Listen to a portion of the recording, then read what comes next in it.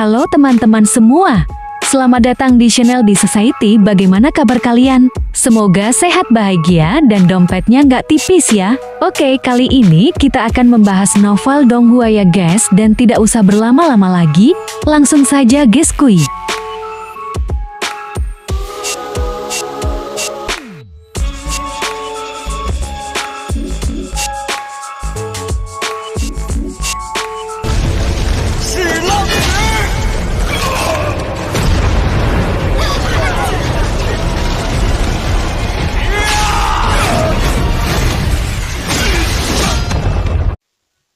Dari Gunung Meru, Rulai memberi hormat kepada guru kekaisaran dan menyatakan akan pergi.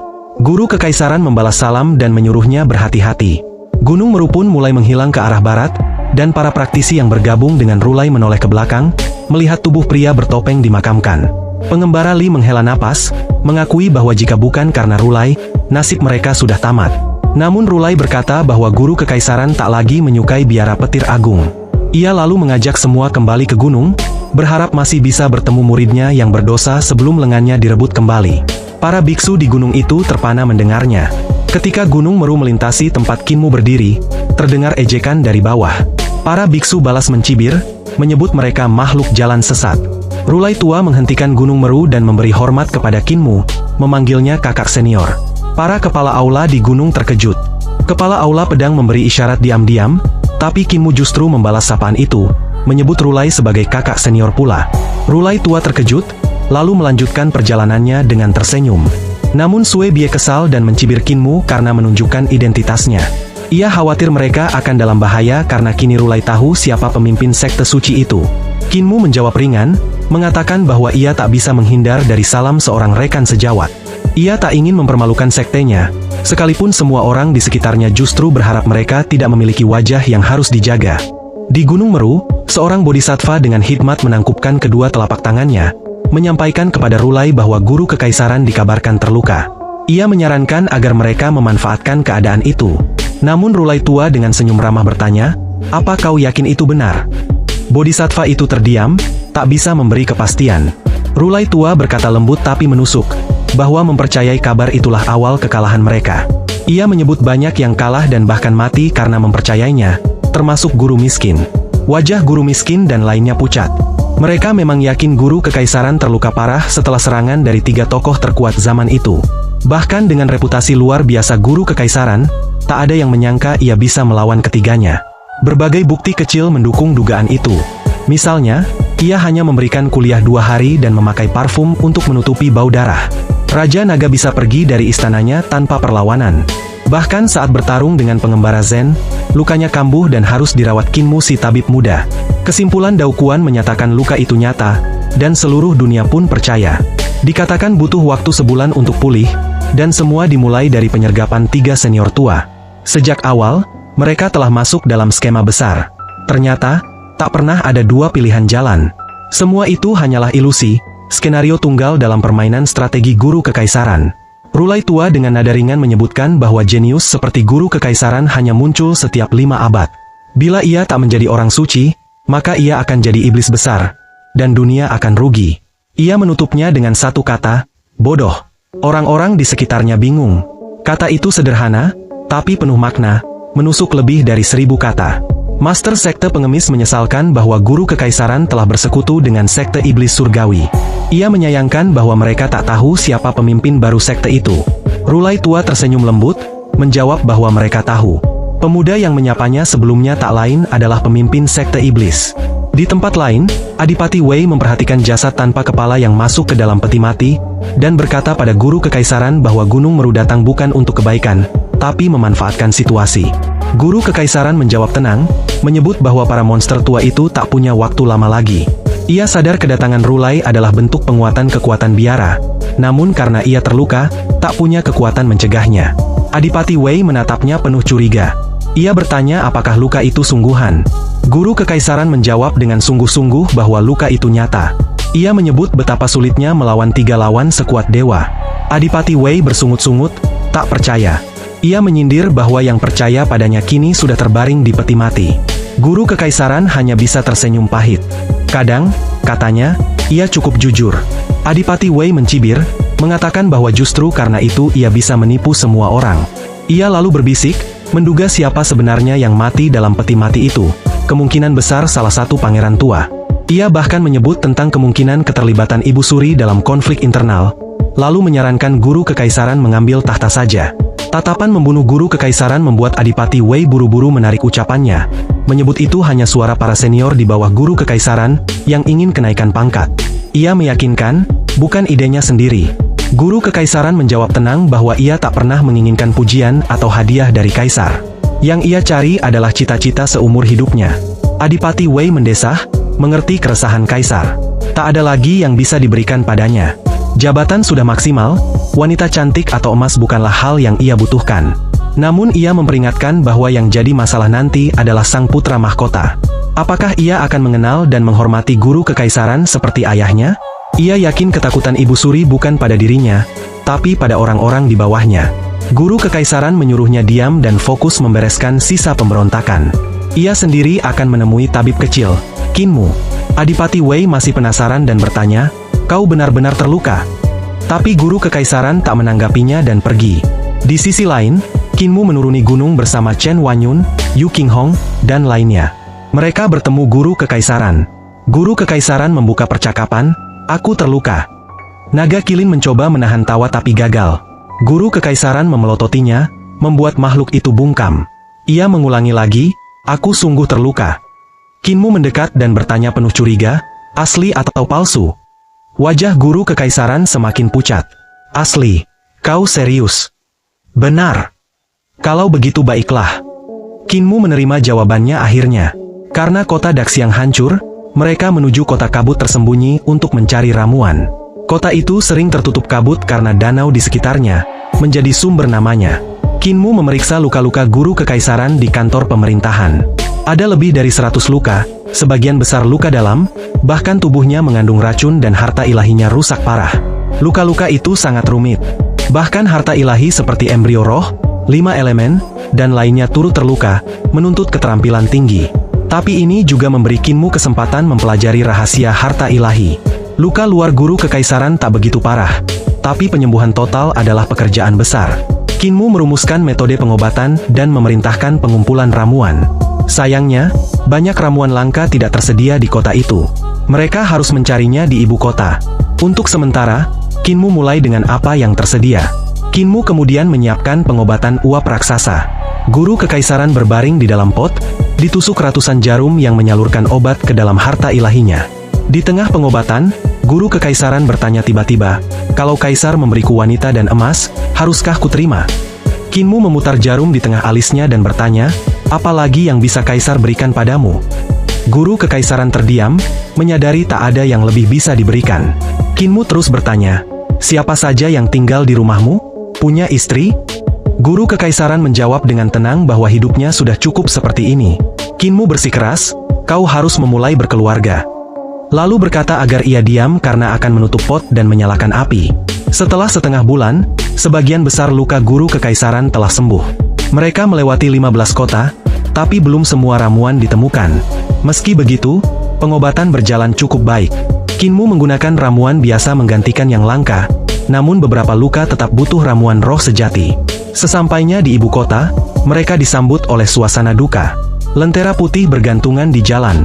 Setelah bertanya, mereka tahu bahwa paman kekaisaran ke-8, Raja Garnisun Utara, Ling Yinfeng, telah wafat. Ling Yinfeng adalah adik mantan kaisar, dan pahlawan besar kerajaan. Ia dihormati rakyat karena pengorbanannya dalam peperangan demi membangun kekaisaran. Ia bahkan pernah menyelamatkan nyawa kaisar beberapa kali. Tanpa dirinya, Kaisar Yanfeng mungkin takkan pernah naik tahta. Qinmu mendengar kabar pemberontakan Raja Garnisun Utara dengan raut kening yang mengernyit. Guru kekaisaran menyampaikan bela sungkawa atas kematiannya, lalu menjelaskan bahwa sang raja tidak memberontak terhadap kaisar, melainkan terhadap dirinya. Kekuatannya yang besar membuat raja khawatir bahwa ia akan menggulingkan dinasti Ling. Guru kekaisaran mengakui bahwa kini saatnya ia membangun keluarganya sendiri, meskipun dirinya dijunjung sebagai seseorang yang menegakkan hukum langit. Qinmu tampak heran, tidak menyangka orang seperti guru kekaisaran akan berniat membangun rumah tangga. Namun pria itu tetap pada keputusannya. Ia berkata hendak kembali ke istana untuk berganti pakaian yang sesuai dengan suasana duka, lalu memberikan penghormatan kepada Raja Garnisun Utara. Sebelum pergi, ia mengatakan bahwa Kinmu tak perlu lagi mengurus lukanya, karena sudah memiliki tabib dewa yang merawatnya. Ketika guru kekaisaran tiba di istana pribadinya, ia masuk lewat cara tak biasa, langsung melompat masuk, merasa ada yang tak beres. Ia menyerukan nama para pelayannya, namun suasana sunyi. Ia menemukan pelayan dan pengawalnya diikat dan ditumpuk di aula. Fu Yuanqing, yang dijuluki Raja Racun Kecil, tergantung telanjang di langit-langit dengan lidah dijulur dan ditarik beban besi. Dengan wajah gelap, guru kekaisaran membebaskan mereka semua. Ia bertanya apa yang terjadi. Fu Yuanqing menjawab tidak tahu apa-apa. Semuanya terjadi begitu cepat, bahkan ia tidak sempat melihat pelakunya. Para pelayan pun mengira tempat itu dihantui karena semuanya terjadi tanpa suara dan tanpa jejak. Guru kekaisaran menampik kemungkinan adanya hantu. Ia mengatakan bahwa orang yang masuk itu terlalu cepat, sehingga tak bisa dilihat oleh mata biasa. Menurutnya, pelaku pasti datang untuk mengambil kembali kakinya, dan sangat mungkin juga mencuri dari perbendaharaan. Namun saat mereka memeriksa perbendaharaan, segel terlihat utuh. Fu Yuanqing sempat lega, namun guru kekaisaran berkata bahwa pencuri sehebat itu tak perlu merusak segel, cukup menembusnya. Ia membuktikannya dengan membuka pintu. Perbendaharaan telah dikosongkan sepenuhnya. Di dinding terdapat tulisan mengejek dari pencuri, yang ternyata adalah Kang Lari. Ia mengucapkan terima kasih atas harta dan bahkan mengaku tidur serta buang air besar di tempat tidur guru kekaisaran. Ia juga membuatkan teh spesial untuknya. Pesan berakhir dengan mengatakan bahwa dendam mereka sudah lunas. Guru kekaisaran marah dan pergi mengecek kamar. Bau busuk menyeruak dari tempat tidur, membuatnya memerintahkan pelayannya untuk membuang seluruh tempat tidur dan perlengkapannya. Di ruang belajar, ia menemukan teko berisi cairan kuning, bukan teh seperti yang disebutkan, dan langsung melemparkannya keluar jendela dengan jijik. Ia meminta perlengkapan baru, namun Futua memberitahu bahwa uang mereka sudah habis. Hadiah-hadiah untuk ulang tahun dan perayaan pejabat tinggi telah menguras seluruh anggaran. Guru kekaisaran bertanya apakah mereka bisa menggadaikan sesuatu, tapi rumah itu memang kosong dari benda berharga. Guru kekaisaran sempat berpikir untuk menjual lukisannya, tapi menolak memberi tanda tangan karena takut dianggap menerima suap. Futua menegaskan bahwa tanpa tanda tangan, lukisan itu takkan laku.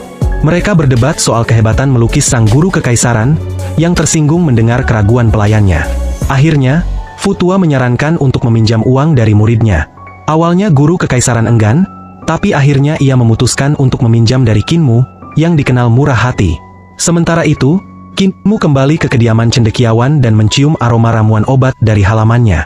Ia heran melihat halaman dipenuhi kuali dan tungku obat, dengan ramuan menumpuk. Bahkan ada kaki dan lengan di dalam alat-alat itu, yang membuatnya curiga. Ia memerintahkan Hulinger dan Naga Kilin berjaga di luar, lalu masuk ke rumah. Di dalam, ia mendapati dua pria, Kang Lari dan Matua. Kinmu terharu melihat mereka datang, namun mereka pura-pura menyangkal bahwa kedatangan mereka untuk menemuinya. Kang Lari bersikeras bahwa ia hanya ingin mengambil kembali kakinya dan meminta Kinmu menyambungkannya. Ketika Kinmu menolak, Kang Lari marah dan menyebutnya tidak tahu diri.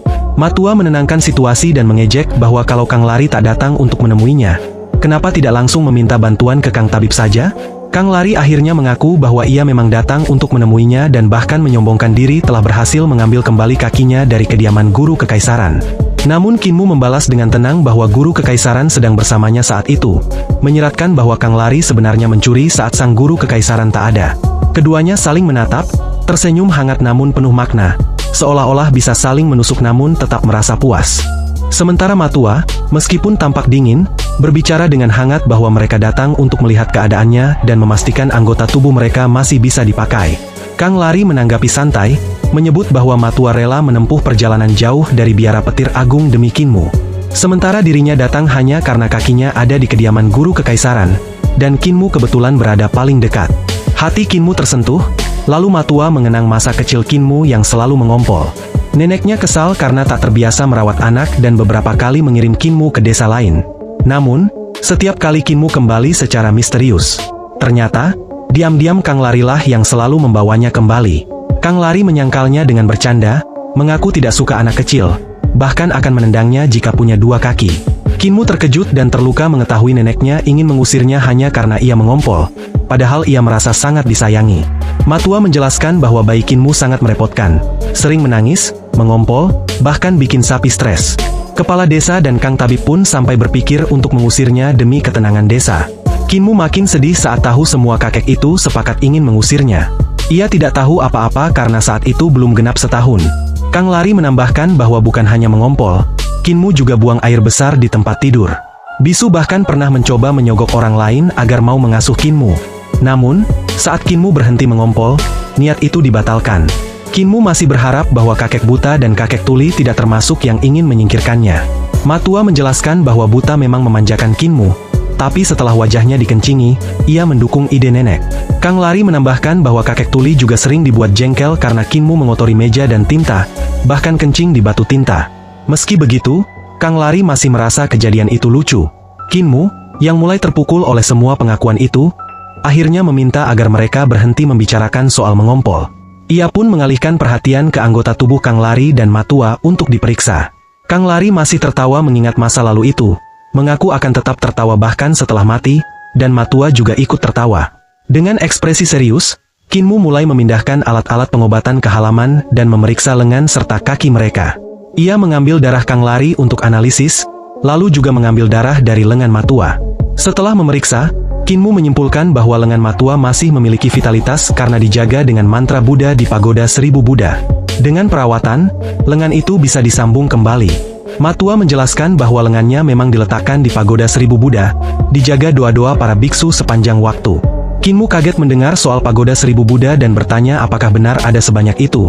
Tapi Matua tidak yakin karena tak menghitung. Kinmu lalu memeriksa kaki Kang Lari dan menyatakan bahwa kakinya sudah mati, darahnya membusuk, sehingga tidak bisa disambung kembali. Kang Lari tampak syok dan menyangkal.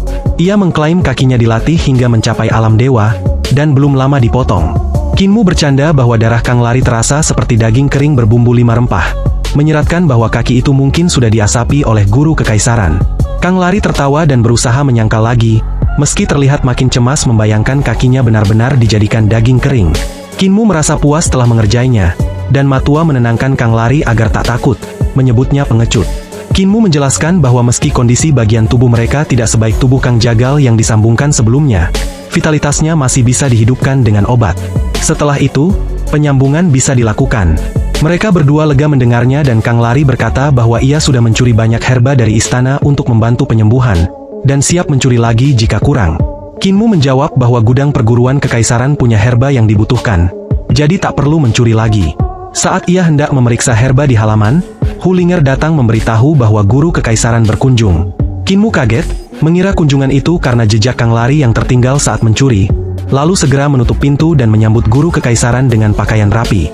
Guru kekaisaran, meski dikenal kuat dan disegani, datang dengan gugup dan berkata ingin meminjam uang karena rumahnya dibobol pencuri saat ia pergi perang. Kinmu heran dan menyindir, bagaimana mungkin seorang guru kekaisaran bisa miskin? Guru kekaisaran menjelaskan bahwa ia benar-benar kehabisan uang dan tetap harus memenuhi kewajiban sosial, seperti menyampaikan bela sungkawa ke kediaman Raja Garnisun Utara. Kinmu berpikir dalam hati bahwa Kang Lari pasti sudah menguras rumah guru kekaisaran habis-habisan. Guru kekaisaran menyebut bahwa ia hanya butuh pinjaman sebesar gaji sebulan, 800 uang kelimpahan besar. Kinmu menyuruh Hulinger mengambil 1000 dan menyerahkannya, menanyakan mengapa guru kekaisaran tampak pasrah dengan kemiskinan. Guru kekaisaran menjawab bahwa mengurangi keinginan duniawi membantu memperkuat kebijaksanaan, jadi uang bukan hal penting. Namun, ia tiba-tiba menyadari bahwa ada dua orang kuat di dalam ruangan Kinmu. Salah satunya hampir tidak terdeteksi karena teknik tubuhnya begitu sempurna. Guru kekaisaran minta izin masuk, tapi Kinmu menolak, menyebut bahwa para tetuanya sedang terluka dan tak bisa bertemu orang luar. Guru kekaisaran mengerti dan menyinggung ramuan di halaman, lalu menerima uang pinjaman dan bersiap pergi, mengatakan bahwa hadiah dari kaisar akan segera tiba, jadi ia bisa membayar nanti. Setelah kepergiannya, Kinmu menyuruh Hulinger dan Naga Kilin kembali berjaga. Ia masuk dan bertanya pada Kang Lari apakah benar ia telah mencuri semua isi rumah guru kekaisaran. Kang Lari membela diri, mengaku tak banyak barang berharga di sana, hanya mengambil lukisan karya Situli yang menggambarkan Dewa Pedang, lalu memberikannya pada Kinmu sebagai jimat penolak kejahatan. Kinmu menerima lukisan itu dengan ragu, dan Kang Lari memperingatkan agar jangan dibuka, karena kekuatan lukisan itu bisa membutakan atau bahkan membunuh. Matua kemudian bercerita bahwa Situli sangat menghormati kepala desa dan pastilah akan ikut keluar mencari si bisu yang pergi diam-diam. Kinmu merasa tersentuh. Para tetuanya dari desa lansia cacat, satu persatu, meninggalkan desa demi dirinya, meski mereka semua menyangkal kerinduan mereka. Ia lalu kembali fokus pada herba yang dikumpulkan Kang Lari. Meskipun kualitasnya kalah dari kebun milik Kang Tabib di desa, herba itu tetap langka dan berharga. Dengan ramuan itu, Kinmu kini punya cukup bahan untuk menyembuhkan lengan matua dan kaki Kang Lari. Ia hanya perlu mengambil beberapa bahan tambahan dari gudang perguruan. Kinmu merapikan ramuan-ramuan itu dan mencocokkannya. Ia merawat lengan matua dan kaki Kang Lari dengan obat-obatan sebelum pergi ke gudang perguruan untuk membeli bubuk serangga berbisa dari selatan. Serangga berbisa ini sangat kecil hingga tak terlihat oleh mata telanjang, kecuali melalui mata ketiga. Setelah dikeringkan menjadi bubuk, mereka akan hidup kembali saat terkena darah. Kinmu mencampur bubuk itu dengan darah segar matua dan Kang Lari. Begitu terkena darah, serangga-serangga itu bangkit dan berenang dalam cairan merah, membuat kedua mangkuk tampak hidup. Dengan ketajaman penglihatan mereka, kedua lelaki tua itu melihat puluhan ribu serangga bergerak di dalam darah, pemandangan yang memuakkan. Kang Lari, dengan senyum kecut, bertanya apakah Kinmu benar-benar berniat menggunakan serangga ini untuk menyembuhkan mereka, dan apakah serangga itu aman. Meskipun Kang Jagal dikenal kejam, Kang Tabib bahkan lebih menakutkan. Ia memelihara berbagai serangga yang menyeramkan, dan bahkan Kang Lari tak pernah berani menyentuh kamarnya. Karena belajar di bawah bimbingan Kang Tabib, Kinmu sangat memahami seni pengobatan dan teknik serangga. Melihat mangkuk itu, Kang Lari merasa seolah nyawanya dalam bahaya. Kinmu meyakinkan mereka bahwa serangga berbisa ini adalah bagian dari teknik penyembuhan selatan dan tidak membahayakan tubuh. Ia menyuntikkan darah yang mengandung serangga ke pembuluh darah mereka, menanamkannya di lengan dan kaki yang cedera. Kinmu menjelaskan bahwa serangga ini dinamai Vermilion Beauty karena digunakan wanita dari selatan untuk mempertahankan kecantikan bahkan setelah mati. Mendengar bahwa serangga membuat orang tampak hidup setelah mati, Kang Lari merinding dan merasa serangga itu makin mencurigakan. Kinmu merendam lengan dan kaki mereka dalam kuali ramuan, sambil menjelaskan bahwa serangga ini menggerogoti bagian tubuh mati. Darah, kulit, otot, hingga tulang yang rusak. Ia menambahkan bahwa beberapa kenalan wanita Kang Tabib menyimpan serangga ini dalam tubuh mereka untuk tetap muda, bahkan hingga terlihat seperti remaja. Kinmu, polos, bertanya-tanya apa maksud gadis yang sangat ketat. Membuat Kang Lari langsung menyuruhnya berhenti memikirkan hal-hal aneh dan bertanya apakah ia bisa menanam serangga itu juga. Kinmu membuka lantai dan menunjukkan tanah giok di bawahnya untuk menanam benih ramuan roh dari istana. Sambil menyiramnya dengan air dari istana naga giok, ia menjelaskan bahwa serangga berbisa itu akan terus berkembang dalam tubuh jika tidak diberi darah segar secara rutin. Ia melanjutkan, mengatakan bahwa wanita selatan sering merayu pria dan menyedot darah serta energi mereka untuk memberi makan serangga, hingga hanya kulit pria yang tersisa. Mendengar ini, Kang Lari bergidik ngeri. Kinmu menyiram tanah, dan tunas mulai tumbuh dengan cepat di hadapan mereka. Ia mengaktifkan teknik 3 eliksir tubuh penguasa, lalu memukul pohon itu dengan mudra teknik penciptaan bumi eon. Sentuhan tangannya memantul dari daun-daun pohon. Ketika cabang dan daun bersentuhan dengan tangannya, terdengar nada-nada nyaring seperti petikan gukin yang merdu. Dengan teknik itu, pohon terus tumbuh hingga setinggi manusia dan mulai menumbuhkan dedaunan yang subur. Pohon pun berbunga, menghasilkan bunga pir seputih salju yang mekar indah. Kinmu berkata bahwa karena reputasi serangga berbisa itu buruk, direktorat bertanya tujuannya membeli. Banyak wanita istana menyukai serangga ini, dan untuk itu, mereka dimodifikasi agar tak bisa berkembang biak. Tanpa henti, Kinmu terus menjentikkan mudranya. Setiap gerakannya memicu suara halus, seperti batu jatuh ke danau, menggema lembut di ruangan. Bunga pir layu dan berubah menjadi buah pir hijau kecil yang kemudian membesar perlahan melalui teknik Kinmu. Ia mengatakan bahwa tabib istana bahkan menciptakan pil pembasmi serangga untuk membunuh serangga berbisa jika mulai menyerang tubuh. Kinmu meneliti pil itu dan menyadari bahwa bahan-bahannya biasa saja, tetapi harganya sangat tinggi. Tabib Kekaisaran Yu menjadi kaya karena menjual pil itu. Mata Kang Lari berbinar mendengar kisah kekayaan tabib kekaisaran, tampak tergoda oleh peluang. Buah pir matang dan mengeluarkan aroma harum. Kinmu memetiknya dan melemparkan kepada dua lelaki itu. Mereka menggigit buah itu dan terkagum oleh rasa manis dan lezatnya. Matua bertanya teknik macam apa yang dipakai Kinmu untuk membuat buah itu begitu istimewa. Kinmu tersipu dan menjelaskan bahwa itu adalah teknik penciptaan bumi eon yang diajarkan oleh Nenek Si. Mereka terkejut mendengar nama teknik itu. Kang Lari ingat bahwa Nenek Si pernah memakainya untuk memurnikan matahari, membakar musuh-musuh hingga hangus. Kinmu bingung, apakah ia keliru dalam mengolah teknik tersebut? Matua menenangkannya. Menurutnya, cara Kinmu menggunakan teknik itu adalah yang benar, karena matahari seharusnya memberi kehidupan, bukan membunuh.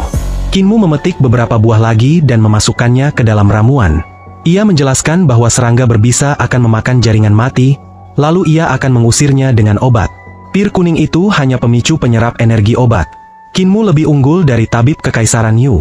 Jika ia membunuh serangga di dalam tubuh agar bisa dikeluarkan, Kinmu justru membuat mereka keluar hidup-hidup. Obatnya juga meningkatkan peredaran darah dan membantu mengembalikan kekuatan hidup di anggota tubuh yang rusak, untuk nanti disambungkan kembali. Kinmu mengisi keranjangnya dengan buah pir dan memindahkan pohon ke halaman. Ia memanggil Hulinger dan naga Kilin, lalu memberi mereka buah pir. Hulinger berseru senang, dan Kilin melahapnya dengan lahap. Kinmu menatap Kilin itu sambil berpikir bahwa makhluk ini perlu mulai berdiet, karena jika terus makan seperti itu, ia tidak akan mampu terbang. Kang lari cepat bosan. Setelah setengah hari di rumah Kinmu, ia merengek ingin berjalan-jalan. Matua, khawatir mereka bertemu guru kekaisaran, memutuskan menemaninya. Kang lari selalu patuh pada Matua. Ia menghormatinya dan tak bisa menolak, jadi akhirnya mereka pergi bersama. Kinmu tak khawatir. Meskipun guru kekaisaran juga terluka, ia yakin Kang lari takkan kalah, terutama jika bersama Matua yang terkenal berprinsip. Beberapa hari berlalu, setelah pertempuran sengit di garis depan melawan sekte-sekte pemberontak yang memanggil iblis, jiwa, dan mayat, para cendekiawan kekaisaran kembali dengan luka dan duka. Sebanyak 30% dari mereka, para elit terbaik, tewas akibat serangan mendadak pasukan Jenderal Xiaoji. Mereka yang menyusup ke wilayah kegelapan bahkan tak satu pun yang selamat. Untungnya, berkat kepemimpinan guru kekaisaran dan kekuatan bersatu Yuyuan Chuyu serta Yuyuan Chuyun, kekacauan berhasil ditekan. Dalam pertempuran dramatis di Sungai Yangtze, cahaya pedang dari duo Yuyuan menyapu musuh, memaksa Jenderal Xiaoji mundur dan meredakan kekacauan di Lizhou. Namun, duka masih menggantung. Banyak direktorat gugur demi menyelamatkan para cendekiawan. Setelah pertempuran usai, mereka kembali ke perguruan kekaisaran, terlambat dibandingkan Kinmu, sang akademisi muda. Gu Linwan, kepala perguruan, tak bisa lepas dari tanggung jawab. Ia menerima hukuman dari kaisar, pemotongan gaji dan penurunan pangkat. Dalam diam, ia berharap Kinmu tewas dalam daftar korban. Namun sayang, nama Kinmu tak tercantum. Dalam perjalanan menuju istana, Gu Linwan bertemu Kasim-Kasim pembawa dekrit. Satu persatu membawa kabar promosi untuk Kinmu. Pertama karena menjalankan tugas dengan benar, lalu karena jasa di perbatasan selatan, dan terakhir karena menyelamatkan guru kekaisaran. Dalam sehari, Kinmu dipromosikan 3 kali hingga setara dengan direktorat, membuat Gu Linwan geram bukan main. Ironisnya, setiap kali memberi selamat, Gu Linwan harus menyuap para Kasim agar menjaga wajahnya. Saat akhirnya bertemu kaisar, Gu Linwan menyerahkan daftar korban. Kaisar yang sedang berduka atas kehilangan para cendekiawan muda murka karena kelalaian dalam menjaga rahasia negara. Gu Linwan hanya bisa terdiam, keringat dingin mengalir, tak berani mengeluarkan sepatah kata pun. Kaisar Yanfeng gelisah, berjalan mondar-mandir sebelum akhirnya meledak emosi, menggebrak meja dan mempertanyakan bagaimana bisa para cendekiawan disergap meski lokasi mereka dirahasiakan dalam dekrit kekaisaran. Ia menuntut jawaban dari Gu Linwan, mencurigai adanya pengkhianatan. Gu Linwan, dengan penuh keraguan, menyampaikan bahwa para pemberontak tampaknya mengetahui dengan tepat kedatangan para cendekiawan, seolah informasi itu bocor dari dalam istana. Ia hampir secara terang-terangan menyatakan bahwa pengkhianatnya pasti berasal dari kalangan pejabat tinggi.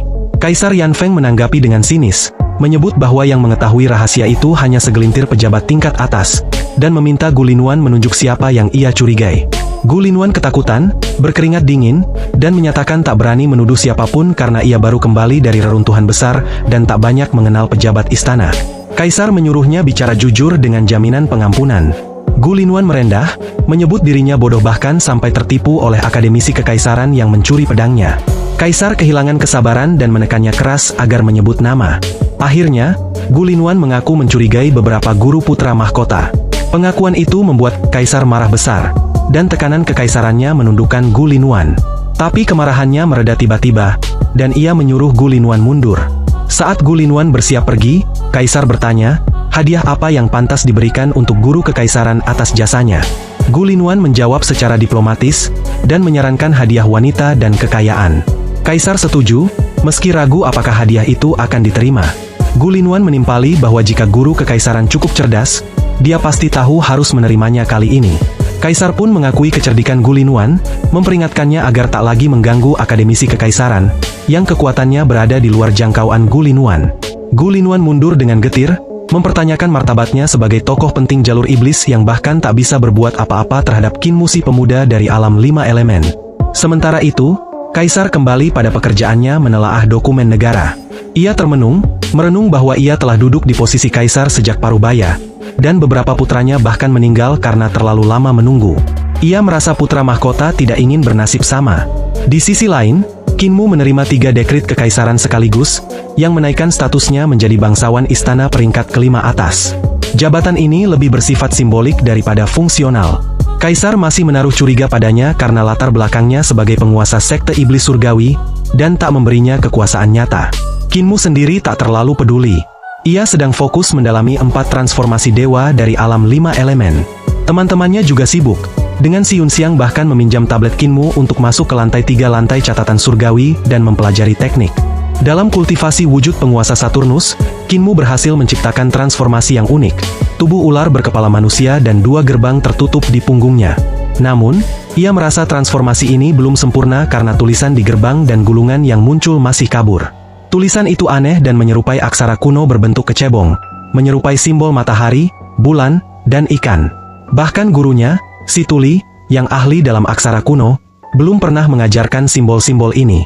Tiba-tiba, sebuah suara asing yang dalam dan menyeramkan muncul di kepalanya. Suara itu mengejek, menyebut tulisan itu sebagai tulisan Yudu, bahasa dunia kematian, dan bahwa Kinmu terlalu lemah untuk memahaminya. Kinmu ketakutan dan bertanya siapa yang berbicara dari dalam tubuhnya. Suara itu tertawa dan menyinggung masa lalu, saat ia meminjam mata Kinmu untuk menyaksikan pertempuran guru kekaisaran. Ia menyindir bahwa Kinmu tahu siapa dirinya, pemanggil penguasa Dutian. Kinmu akhirnya benar-benar merasakan dingin menggigit yang menusuk tulang. Ingatannya kembali ke saat guru kekaisaran bertarung di kota Daxiang. Kala itu, dia tak bisa melihat pergerakan para praktisi hebat sampai Raja Iblis Dutian meminjam matanya. Namun, Kinmu mengira dia menyembunyikan ini dengan baik, padahal Raja Iblis sudah menyadari segalanya sejak lama. Raja Iblis Dutian mencemooh upaya licik Kinmu, menyebutnya tidak berguna di hadapannya. Suaranya menggema keras dalam kepala Kinmu, memperingatkan bahwa hanya dengan melayani dan menyembahnya, Kinmu bisa bertahan hidup. Kinmu tetap tenang dan mengubah taktik. Ia mengingatkan bahwa hanya dialah satu-satunya yang menguasai mantra pemanggilan. Dengan tenang, dia menyampaikan bahwa Raja Iblis masih membutuhkannya, membuat suasana menjadi lebih seimbang. Raja Iblis Dutian tak langsung membalas, tapi akhirnya menyambut perlawanan kecil Kinmu dengan tawa. Ia tertarik dengan keberanian anak itu dan mulai menanggapi tawaran negosiasinya. Dalam hatinya, Kinmu tahu dia sedang berjudi. Jika negosiasi gagal, dia bisa mati. Tapi jika berhasil, ia berencana bekerja sama dengan kepala desa dan para tetua untuk secara perlahan melenyapkan Raja Iblis Dutian begitu mereka kembali. Kinmu menyadari bahwa meski Raja Iblis Dutian sangat kuat, ia masih bisa dikalahkan, berbeda dengan eksistensi absolut seperti Li Tianxing yang ada di tubuh Nenek Si. Itu artinya, peluang tetap ada. Raja Iblis Dutian menjelaskan bahwa tujuannya bukan menaklukkan dunia ini, tetapi menyelamatkan rakyatnya dari dunia Dutian yang telah hancur. Ia mengaku hanya ingin memindahkan mereka ke tempat baru agar bisa bertahan hidup. Meski Kinmu tidak mempercayainya, dia tetap menyembunyikan keraguannya. Ia tahu bahwa Raja Iblis Dutian bisa dengan mudah membunuhnya jika merasa dihianati. Maka, dia bermain hati-hati. Raja Iblis menawarkan kesepakatan. Kinmu hanya perlu memanggil rakyat Dutian, dan sebagai imbalannya, dia akan diajari bahasa Yudu, bahasa yang konon menyimpan kekuatan luar biasa. Kinmu menolak secara halus, mengatakan bahwa para tetuanya bisa saja membaca tulisan di gerbang yang disebut-sebut Raja Iblis. Namun Raja Iblis mengklaim bahwa itu adalah bahasa Yudu yang sangat rumit, dan bahkan rune biasa hanyalah versi sederhananya. Tawaran Raja Iblis cukup menggoda. Ia menyebut bahasa Yudu sebagai pintu untuk menjadi lebih kuat dari siapapun, bahkan guru kekaisaran sekalipun. Dengan kata-kata itu, dia mencoba menanamkan ambisi pada Kinmu. Raja Iblis Dutian menjelaskan bahwa Yudu adalah tempat semua jiwa pergi setelah kematian, dikuasai oleh hitungan bumi, dewa kematian purba. Bahasa dan mantra Yudu bisa memperkuat jiwa, menjadikannya alat menuju keilahian. Kinmu, meskipun tertarik, menuntut bukti. Dia menanyakan apakah ada contoh mantra Yudu yang bisa dijelaskan, dan terkejut saat mendengar bahwa panduan jiwa ternyata adalah bentuk lemah dari mantra Yudu. Mantra sejati, kata Raja Iblis, hanya bisa dijalankan dengan bahasa aslinya, bahasa Yudu, yang jauh lebih kompleks dari rune manusia. Ini menjelaskan mengapa kekuatan sejati dari mantra itu belum terlihat. Kinmu lalu menyinggung sosok misterius pembimbing jiwa yang dilihatnya sebelumnya, dan Raja Iblis mengonfirmasi bahwa itu adalah utusan hitungan bumi. Ini makin menguatkan keaslian informasi yang dia berikan. Akhirnya Kinmu pura-pura polos dan setuju untuk belajar bahasa Yudu. Namun, dia ingin ada jaminan, kesepakatan yang menguntungkan kedua belah pihak agar dia tidak dikhianati. Raja Iblis tak mau keluar dari tubuh Kinmu, karena takut dikhianati begitu dia kehilangan kontrol. Ia ingin Kinmu tetap menjadi medium, dan janji akan ditepati setelah rakyat Dutian berhasil dipanggil. Kinmu kembali berargumentasi, menuntut jaminan. Ia tak mau rakyat Dutian membunuhnya begitu saja setelah ritual selesai.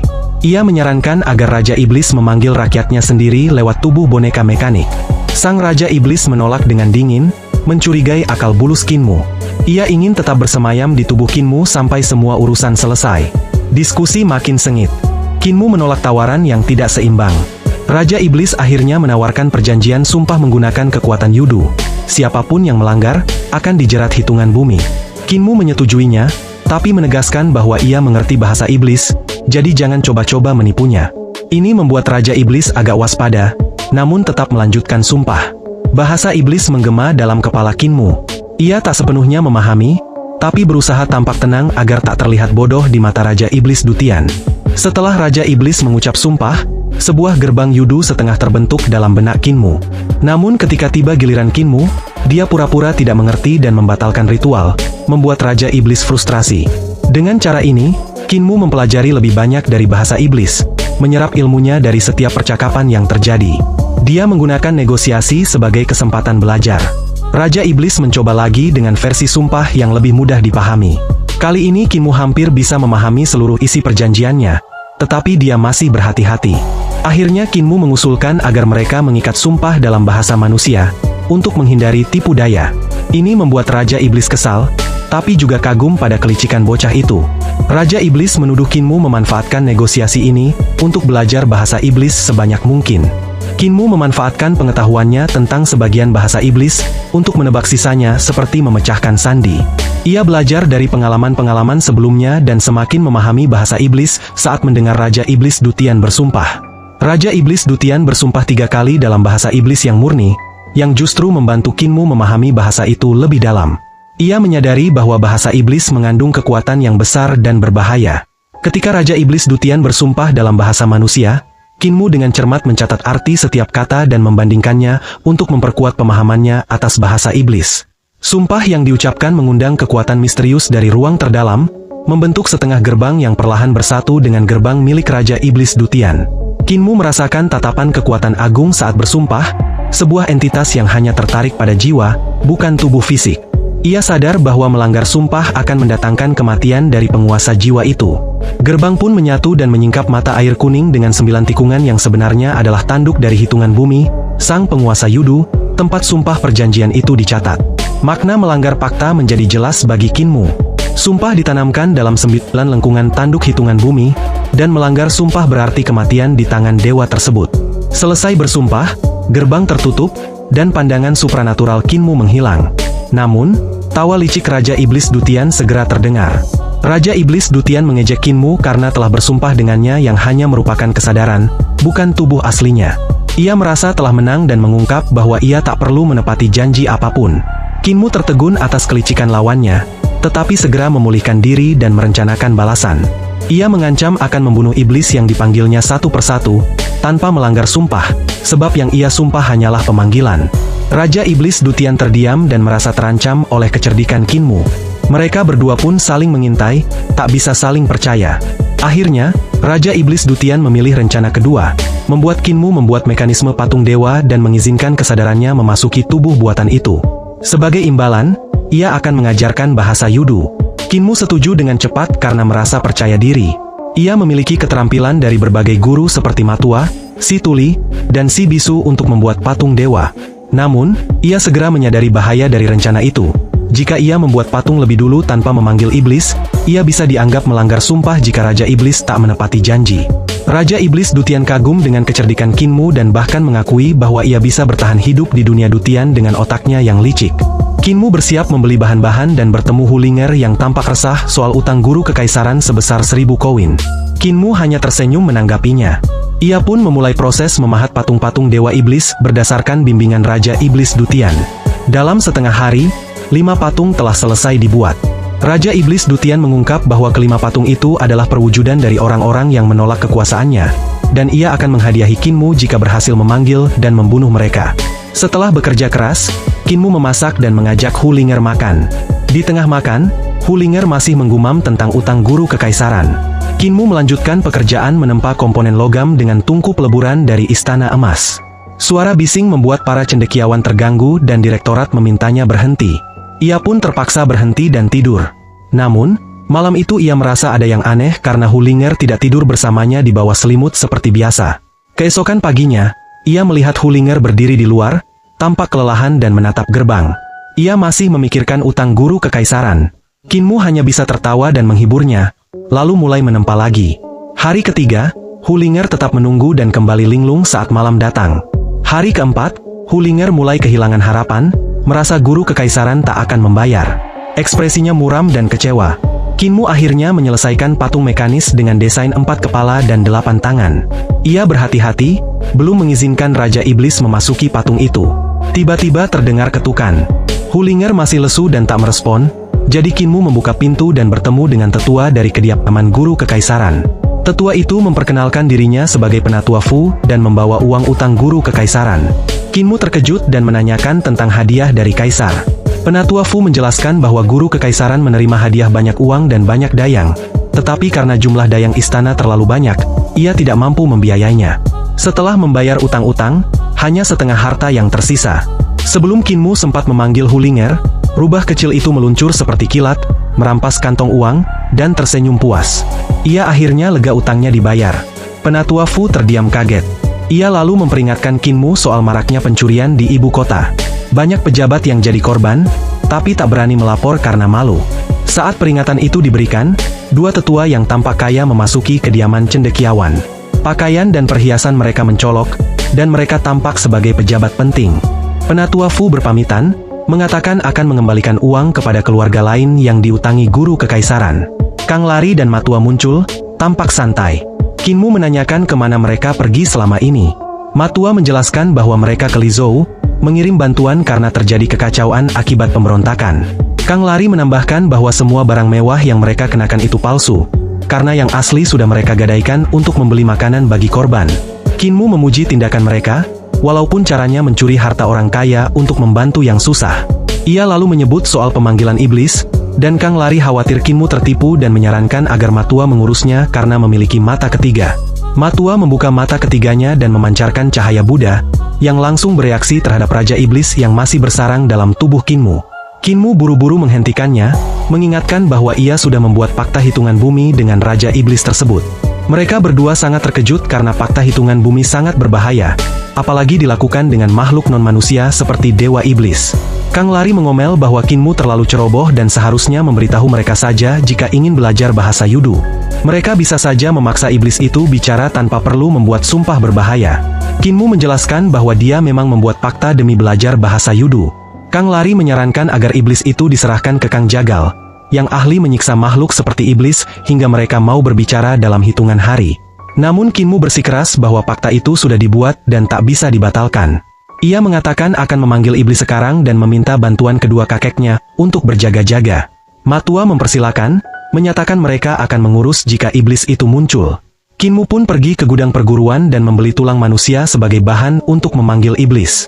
Karena perguruan kekaisaran mengizinkan penggunaan berbagai jenis sihir, termasuk yang kelam, mereka menyimpan bahan-bahan seperti tulang. Ritual pemanggilan berjalan lancar, tanpa gangguan mengerikan seperti sebelumnya. Namun, perubahan langit menunjukkan bahwa kekuatan besar sedang turun.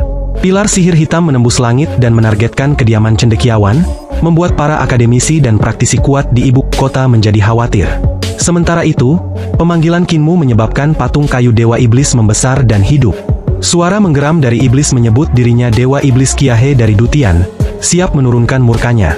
Tiba-tiba, sosok Buddha raksasa muncul di langit dan dengan telapak tangan raksasanya menghancurkan kesadaran dan kekuatan iblis yang turun, mengakhiri ancaman itu seketika. Para akademisi terkejut melihat kekuatan selevel itu ada di perguruan kekaisaran. Mereka menyadari bahwa kekuatan Buddha tersebut bahkan bisa menyaingi para biksu dari biara petir agung. Gu Linwan bergegas bersama para direktorat menuju sumber kejadian. Kinmu menyambut mereka dan mengatakan dengan santai bahwa iblis itu sudah dihajar oleh tetuanya. Gulinuan memaksakan senyum dan menyuruh semua orang bubar, menyadari bahwa jika tetua Kinmu yang ikut campur, maka ia tak bisa berbuat apa-apa. Ia pun segera pergi, berkeringat dingin.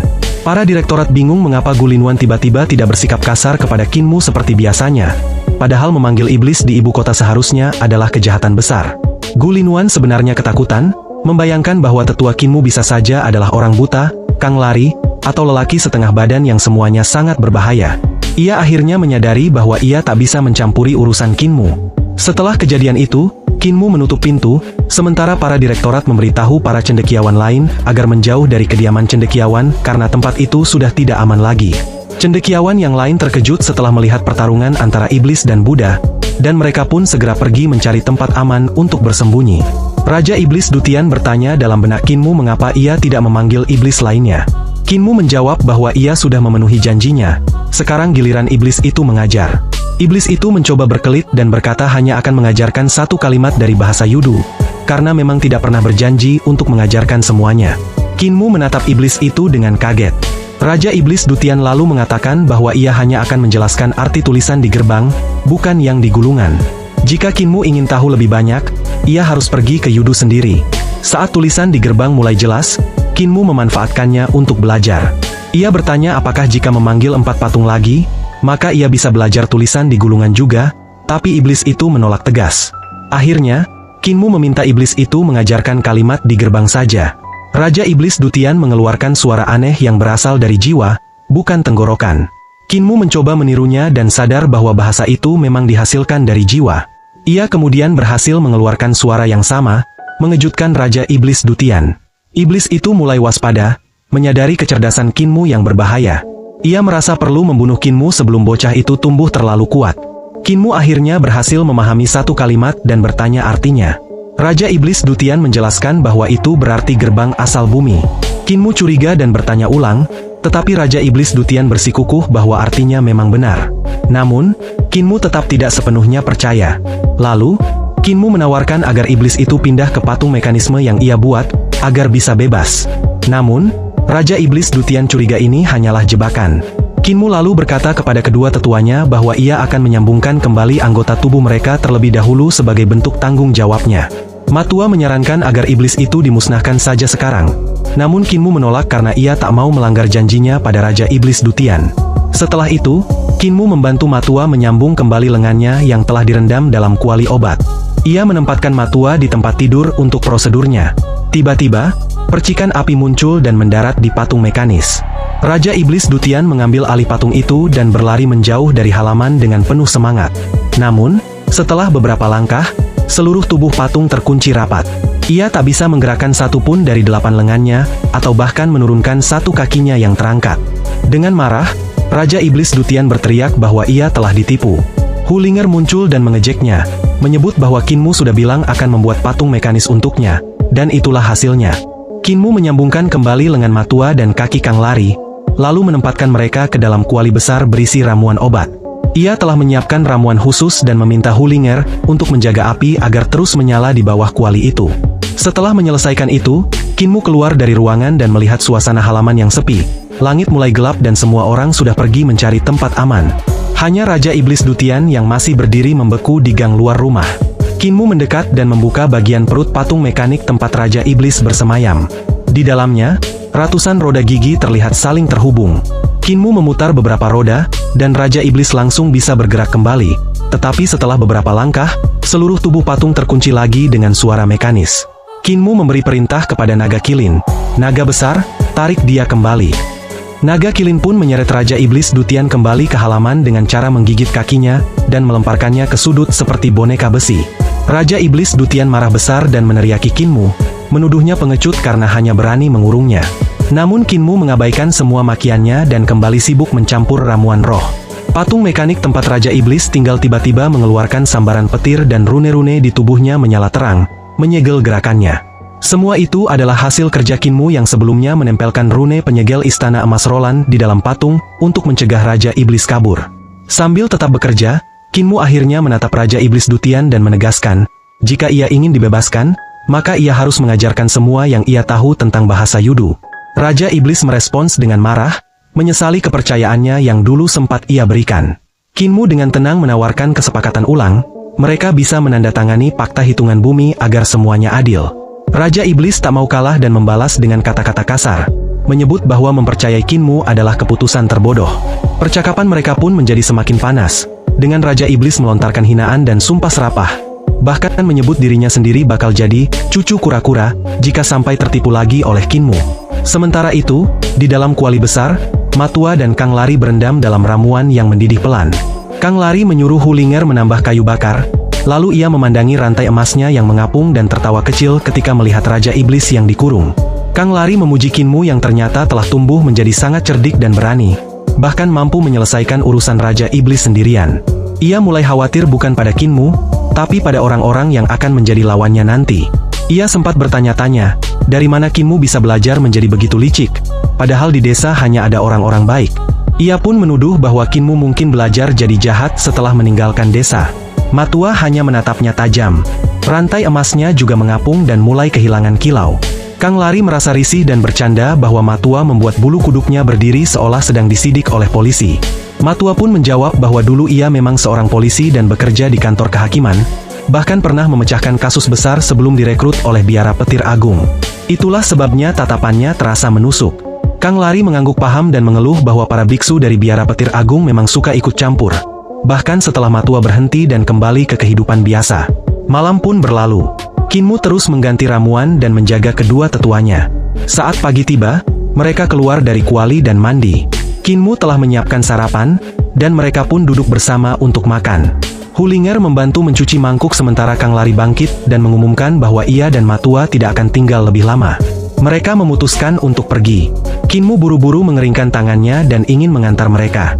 Namun Matua menolak, merasa bahwa keadaan Kinmu sudah cukup baik dan mereka bisa pergi dengan tenang. Kang Lari bercanda bahwa Matua mulai sentimental, lalu menyuruh Kinmu ikut mengantar mereka karena jika tidak, Matua bisa sedih berhari-hari. Kinmu menuruni gunung bersama mereka. Ia mengingatkan bahwa tangan dan kaki mereka baru saja disambung, jadi tidak bisa langsung digunakan dengan bebas. Mereka perlu merawatnya 1 atau 2 tahun. Kedua tetua itu mengangguk, tapi juga mengungkapkan bahwa mereka sudah terbiasa hidup dengan anggota tubuh yang tak lengkap. Justru kini mereka merasa aneh karena bagian tubuh itu telah kembali. Setibanya di gerbang gunung, Kang Lari menyuruh Kinmu untuk tidak mengantar lebih jauh lagi. Matua juga mengingatkan agar Kinmu pulang ke desa saat tahun baru nanti. Kinmu mengangguk mantap dan berjanji akan pulang. Ia terus menatap kedua tetuanya pergi. Saat berjalan keluar dari ibu kota, Kang Lari bernostalgia dan mengingat saat mereka hampir kehilangan Kinmu dulu. Ia mengakui bahwa kini bocah kecil yang mereka besarkan sudah dewasa. Matua mengiyakan dengan pelan. Kang Lari menghela napas lega, merasa bahwa ia bisa kembali ke desa tanpa kekhawatiran, karena Kinmu telah tumbuh kuat dan cerdik. Namun, sebelum ia menyelesaikan ucapannya, ia tiba-tiba berhenti. Matua juga menghentikan langkah. Mereka menatap sungai lumpur, dan melihat sosok pria parubaya berdiri di atas permukaan air. Meskipun arus sungai bergejolak, pria itu berdiri tegak tanpa goyah sedikit pun. Kedua tetua berdiri memandang sungai. Di atas permukaannya yang bergolak, tampak seorang pria parubaya berdiri tenang, guru kekaisaran. Kang Lari tersenyum dan bertanya dengan santai apakah luka guru kekaisaran sudah sembuh. Guru kekaisaran mengangguk dan bertanya balik soal kondisi mereka. Matua menjawab dengan tegas bahwa mereka masih sanggup bertarung. Kang Lari menyebut bahwa Kinmu menyuruh mereka tidak memaksakan diri, tapi ia tetap bisa bertarung dengan 1 kaki jika perlu. Ia juga mengungkit bahwa guru kekaisaran sebenarnya tahu mereka yang mencuri barangnya saat itu, tapi tetap memilih mundur, dan menyebut hal itu pasti tidak mudah. Guru kekaisaran menjawab datar bahwa saat itu ia memang masih terluka dan tak bisa melawan. Ia tidak ingin bertindak karena mereka adalah senior dan punya niat baik dalam pencurian itu, membantu rakyat. Ia pun menawarkan perdamaian jika mereka mau menyerahkan cakram kaisar. Kedua tetua saling pandang lalu tersenyum. Kang Lari menjelaskan bahwa meskipun telah meneliti cakram kaisar selama lebih dari 20 tahun tanpa hasil, ia tak keberatan memberikannya. Tapi ia menambahkan bahwa cakram itu sudah dihadiahkan ke orang lain. Guru kekaisaran terkejut. Bintang-bintang tampak muncul di atasnya membentuk sungai cahaya, pertanda kegundahan hatinya. Ia bertanya kepada siapa cakram itu diberikan. Kang Lari menjawab bahwa cakram kaisar telah diberikan pada bangsawan istana kekaisaran. Ia lalu berjalan pergi bersama Matua. Guru kekaisaran terpaku. Ia bergumam sendiri, heran ada yang berani menerima benda yang begitu sakral. Ia merenung apakah sebaiknya ia merebutnya kembali, karena cakram kaisar adalah simbol kekuasaan kekaisaran yang juga menyimpan rahasia penting. Namun setelah berpikir cukup lama, ia memutuskan untuk tidak melakukannya. Menurutnya, kekuasaan sejati datang dari dukungan rakyat, bukan dari sebuah artefak. Ia pun meninggalkan tempat itu. Sementara itu, Kinmu sedang membersihkan kuali obat dan tungku di bawah sinar matahari. Ia memastikan semua bersih dari noda, lalu menjemur semuanya hingga kering. Hulinger yang membantunya, menemukan lingkaran giok di atas meja dan berseru. Ia menyadari bahwa kedua tetua telah meninggalkan sesuatu. Kinmu mendekat dan mengenali benda itu sebagai cakram kaisar milik Kang Lari. Ia teringat bahwa benda itu pernah digantungkan di lehernya saat hendak pergi ke kegelapan bersama kepala desa, tapi saat itu tidak sempat digunakan. Ia heran mengapa kakek itu meninggalkan sesuatu, karena biasanya ia justru mengambil barang. Kinmu pun mengikatkan cakram kaisar itu pada liontinnya sendiri, sambil berniat mengembalikannya nanti saat kembali ke desa.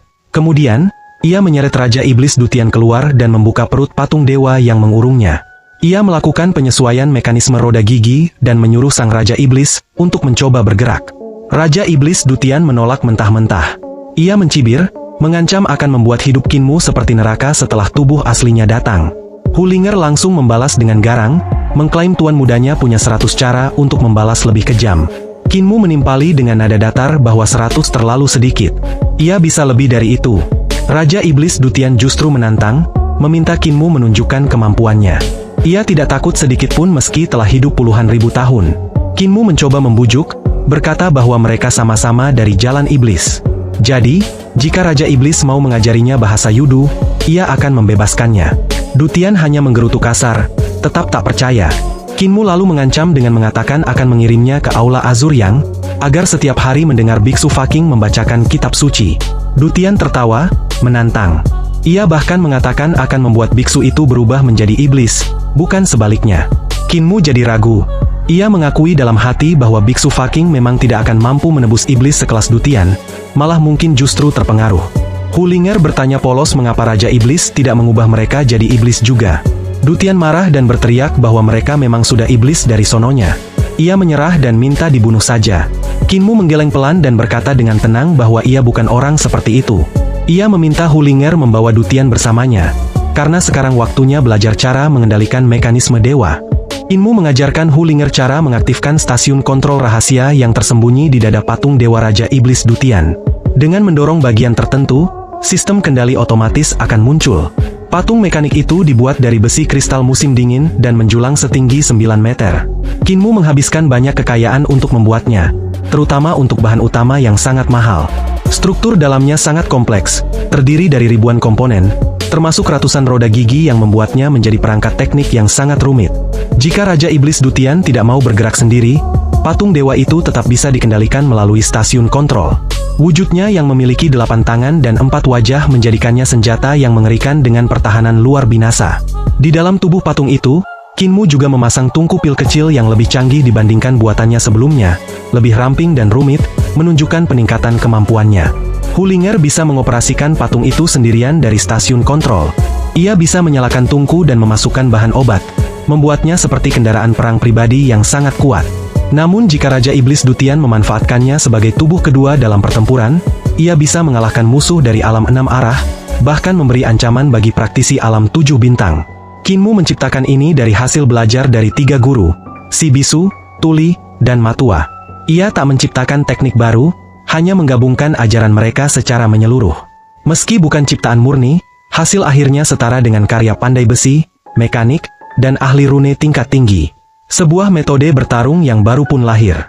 Hulinger sangat antusias dan langsung mencoba patung itu tanpa mempedulikan Raja Iblis Dutian yang ada di dalamnya. Dia mulai mengendalikannya dengan gembira. Kinmu memperingatkan naga besar agar mengikuti Hulinger dan memastikan dia tidak menimbulkan kekacauan saat mencoba patung dewa. Naga Kilin segera mengejar Hulinger. Kinmu mengamati tubuh naga itu yang makin gemuk hingga perutnya hampir menyentuh tanah. Ia mengingat masa lalu, ketika naga Kilin terlihat gagah meski kurus. Tapi setelah dimanjakan dengan pil dan air spiritual, tubuhnya membengkak drastis. Kinmu berpikir naga Kilin akan jadi bakso hidup jika terus diberi makan berlebihan. Ia mencurigai naga itu berbohong soal jatah makanannya. Lalu ia kembali fokus. Dengan penuh konsentrasi, Kinmu membangkitkan bentuk tubuh penguasa Saturnus, separuh manusia separuh ular, dan memanggil gerbang misterius. Di hadapannya, terbentuk gerbang asal bumi, gerbang yang diajarkan Raja Iblis Dutian padanya. Ia tak yakin arti pastinya, tapi yakin tak salah dalam membacanya. Saat mengucapkan mantra gerbang dalam bahasa Yudu, pintu itu terbuka perlahan dan memperlihatkan ruang kegelapan tanpa batas. Kinmu tertegun saat melihat ke sekeliling gerbang. Dari luar tampak tipis seperti lembaran bayangan, tapi saat di depan, terlihat seperti celah ke dimensi lain. Ia mencoba menyentuh kegelapan di balik gerbang. Tidak ada sensasi aneh saat tangannya masuk. Ia mulai bertanya-tanya, apakah ini benar-benar gerbang ke dunia lain? Apakah orang lain pernah membukanya sebelumnya? Tiba-tiba, cahaya samar muncul dari dalam gerbang. Sebuah perahu kecil dengan lentera di haluan datang, membawa seorang sesepuh yang tengah melipat manusia kertas dan kuda kertas. Saat Kinmu mencoba mengintip lebih jauh, cahaya lentera diarahkan padanya. Seketika, jiwanya seperti terpaku, tak bisa bergerak. Begitu lentera dialihkan, tubuhnya rileks kembali. Tapi saat menunduk, ia terkejut melihat dirinya berdiri di atas kapal, di samping si sesepuh. Perahu itu perlahan bergerak menjauh dari gerbang. Kinmu menoleh dan melihat tubuhnya berdiri diam di depan gerbang, membeku. Ia kebingungan, jika tubuhnya masih di luar, siapa dirinya yang kini berada di kapal? Sekelilingnya hanya kegelapan, kecuali cahaya dari lentera. Ia sadar jiwanya telah direnggut oleh lentera itu. Dia sadar tubuhnya kini hanya cangkang kosong. Jiwanya telah ditarik sebelum kematian. Kinmu menanyai si sesepuh, tapi orang tua itu tidak menjawab dan terus melipat kertas. Melihat gerbang makin menjauh, Kinmu panik. Ia sadar mungkin ini bukan gerbang asal bumi seperti yang dikatakan, melainkan gerbang jebakan. Ia melompat dari perahu, berharap bisa kembali ke tubuhnya. Namun ia justru tenggelam dalam kegelapan, tak bisa mengerahkan tenaga sama sekali.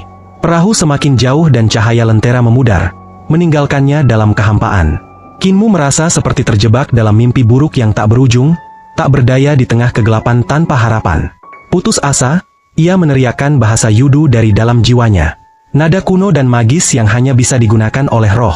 Teriakannya dibalas oleh suara gaib, bernada seperti lagu pujaan dari zaman purba, seolah sedang mempersembahkan kurban pada dewa kuno.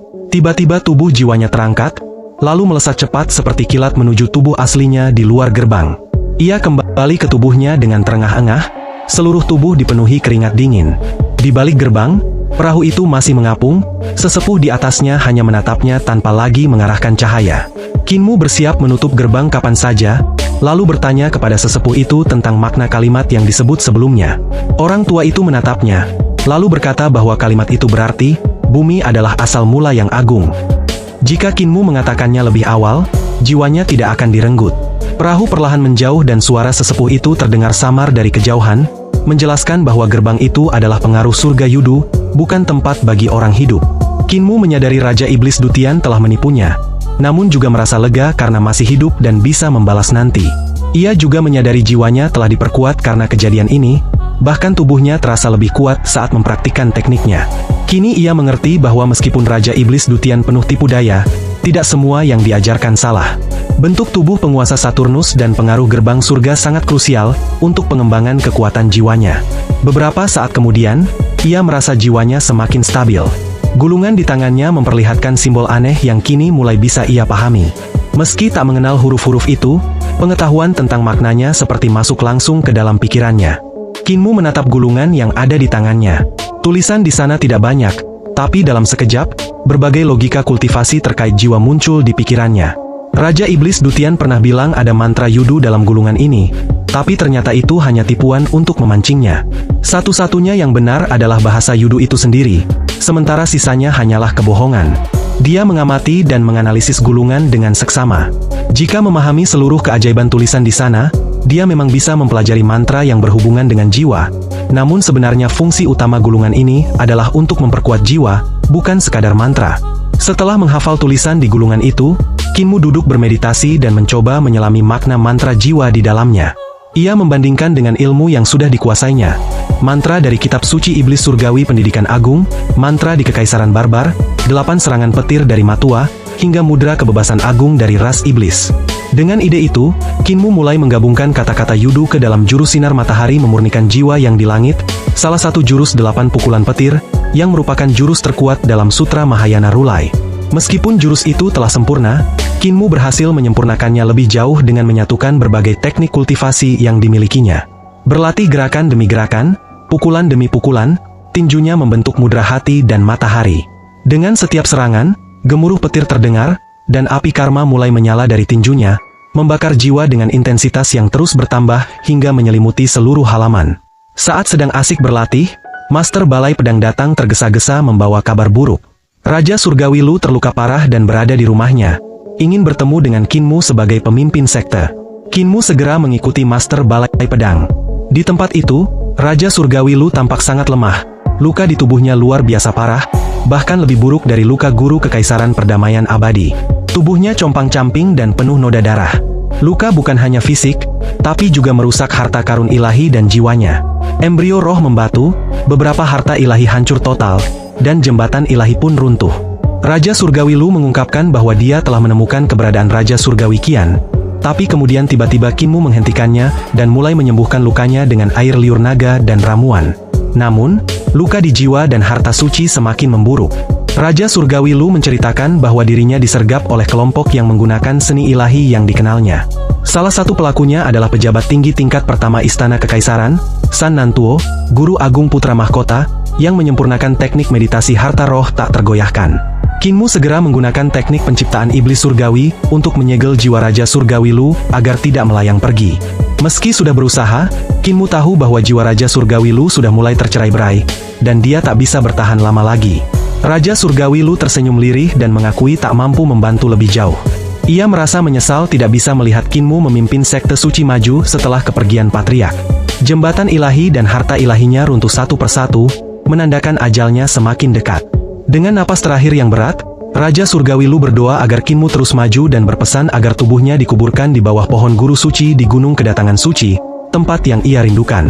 Tak lama kemudian, api suci yang membakar tubuhnya menyisakan abu putih di tempat tidurnya. Master Balai Pedang datang membawa ramuan dan herbal, namun Kinmu tahu semuanya sudah terlambat. Ia meletakkan abu Raja Surgawi Lu dalam toples hijau dan termenung. Meski awalnya Kinmu merasa dirinya hanya dijual ke sekte iblis surgawi oleh Nenek Si dan tidak terlalu peduli, kini ia mulai menghargai doktrin dan orang-orang di dalamnya. Ia bertekad menjadi master sekte suci yang sesungguhnya. Kinmu lalu memerintahkan Master Balai Pedang untuk mengumpulkan segala informasi tentang San Nantuo, asal-usul, keluarga, murid, dan sektenya. Setelah itu, ia melanjutkan ke lantai catatan surgawi. Di sana, ia mempelajari sendiri teknik meditasi harta karun roh yang tak tergoyahkan milik San Nantuo tanpa tidur 2 hari 2 malam, lalu pulang untuk beristirahat. Keesokan harinya, Master Balai Pedang datang membawa berkas tebal. Kinmu mempelajari seluruh informasi dengan cermat sebelum menyimpulkan bahwa balas dendam tak bisa dilakukan di ibu kota. San Nantuo akan disingkirkan di luar kota. Aula Pedang, beritahu 12 tetua pelindung sekte dan 8 pengawas sekte suci kita untuk menunggu di samping sungai lumpur di luar ibu kota. Kinmu menutup berkas itu dan menyerahkan apa yang dipelajarinya dari teknik meditasi harta karun roh yang tak tergoyahkan kepada Master Balai Pedang. Saya telah meneliti teknik meditasi harta karun roh yang tak tergoyahkan untuk menemukan kelemahannya dan mencatatnya di sini, biarkan mereka melihatnya. Semua Master Balai harus tetap tinggal untuk saat ini dan menunggu pengaturan saya.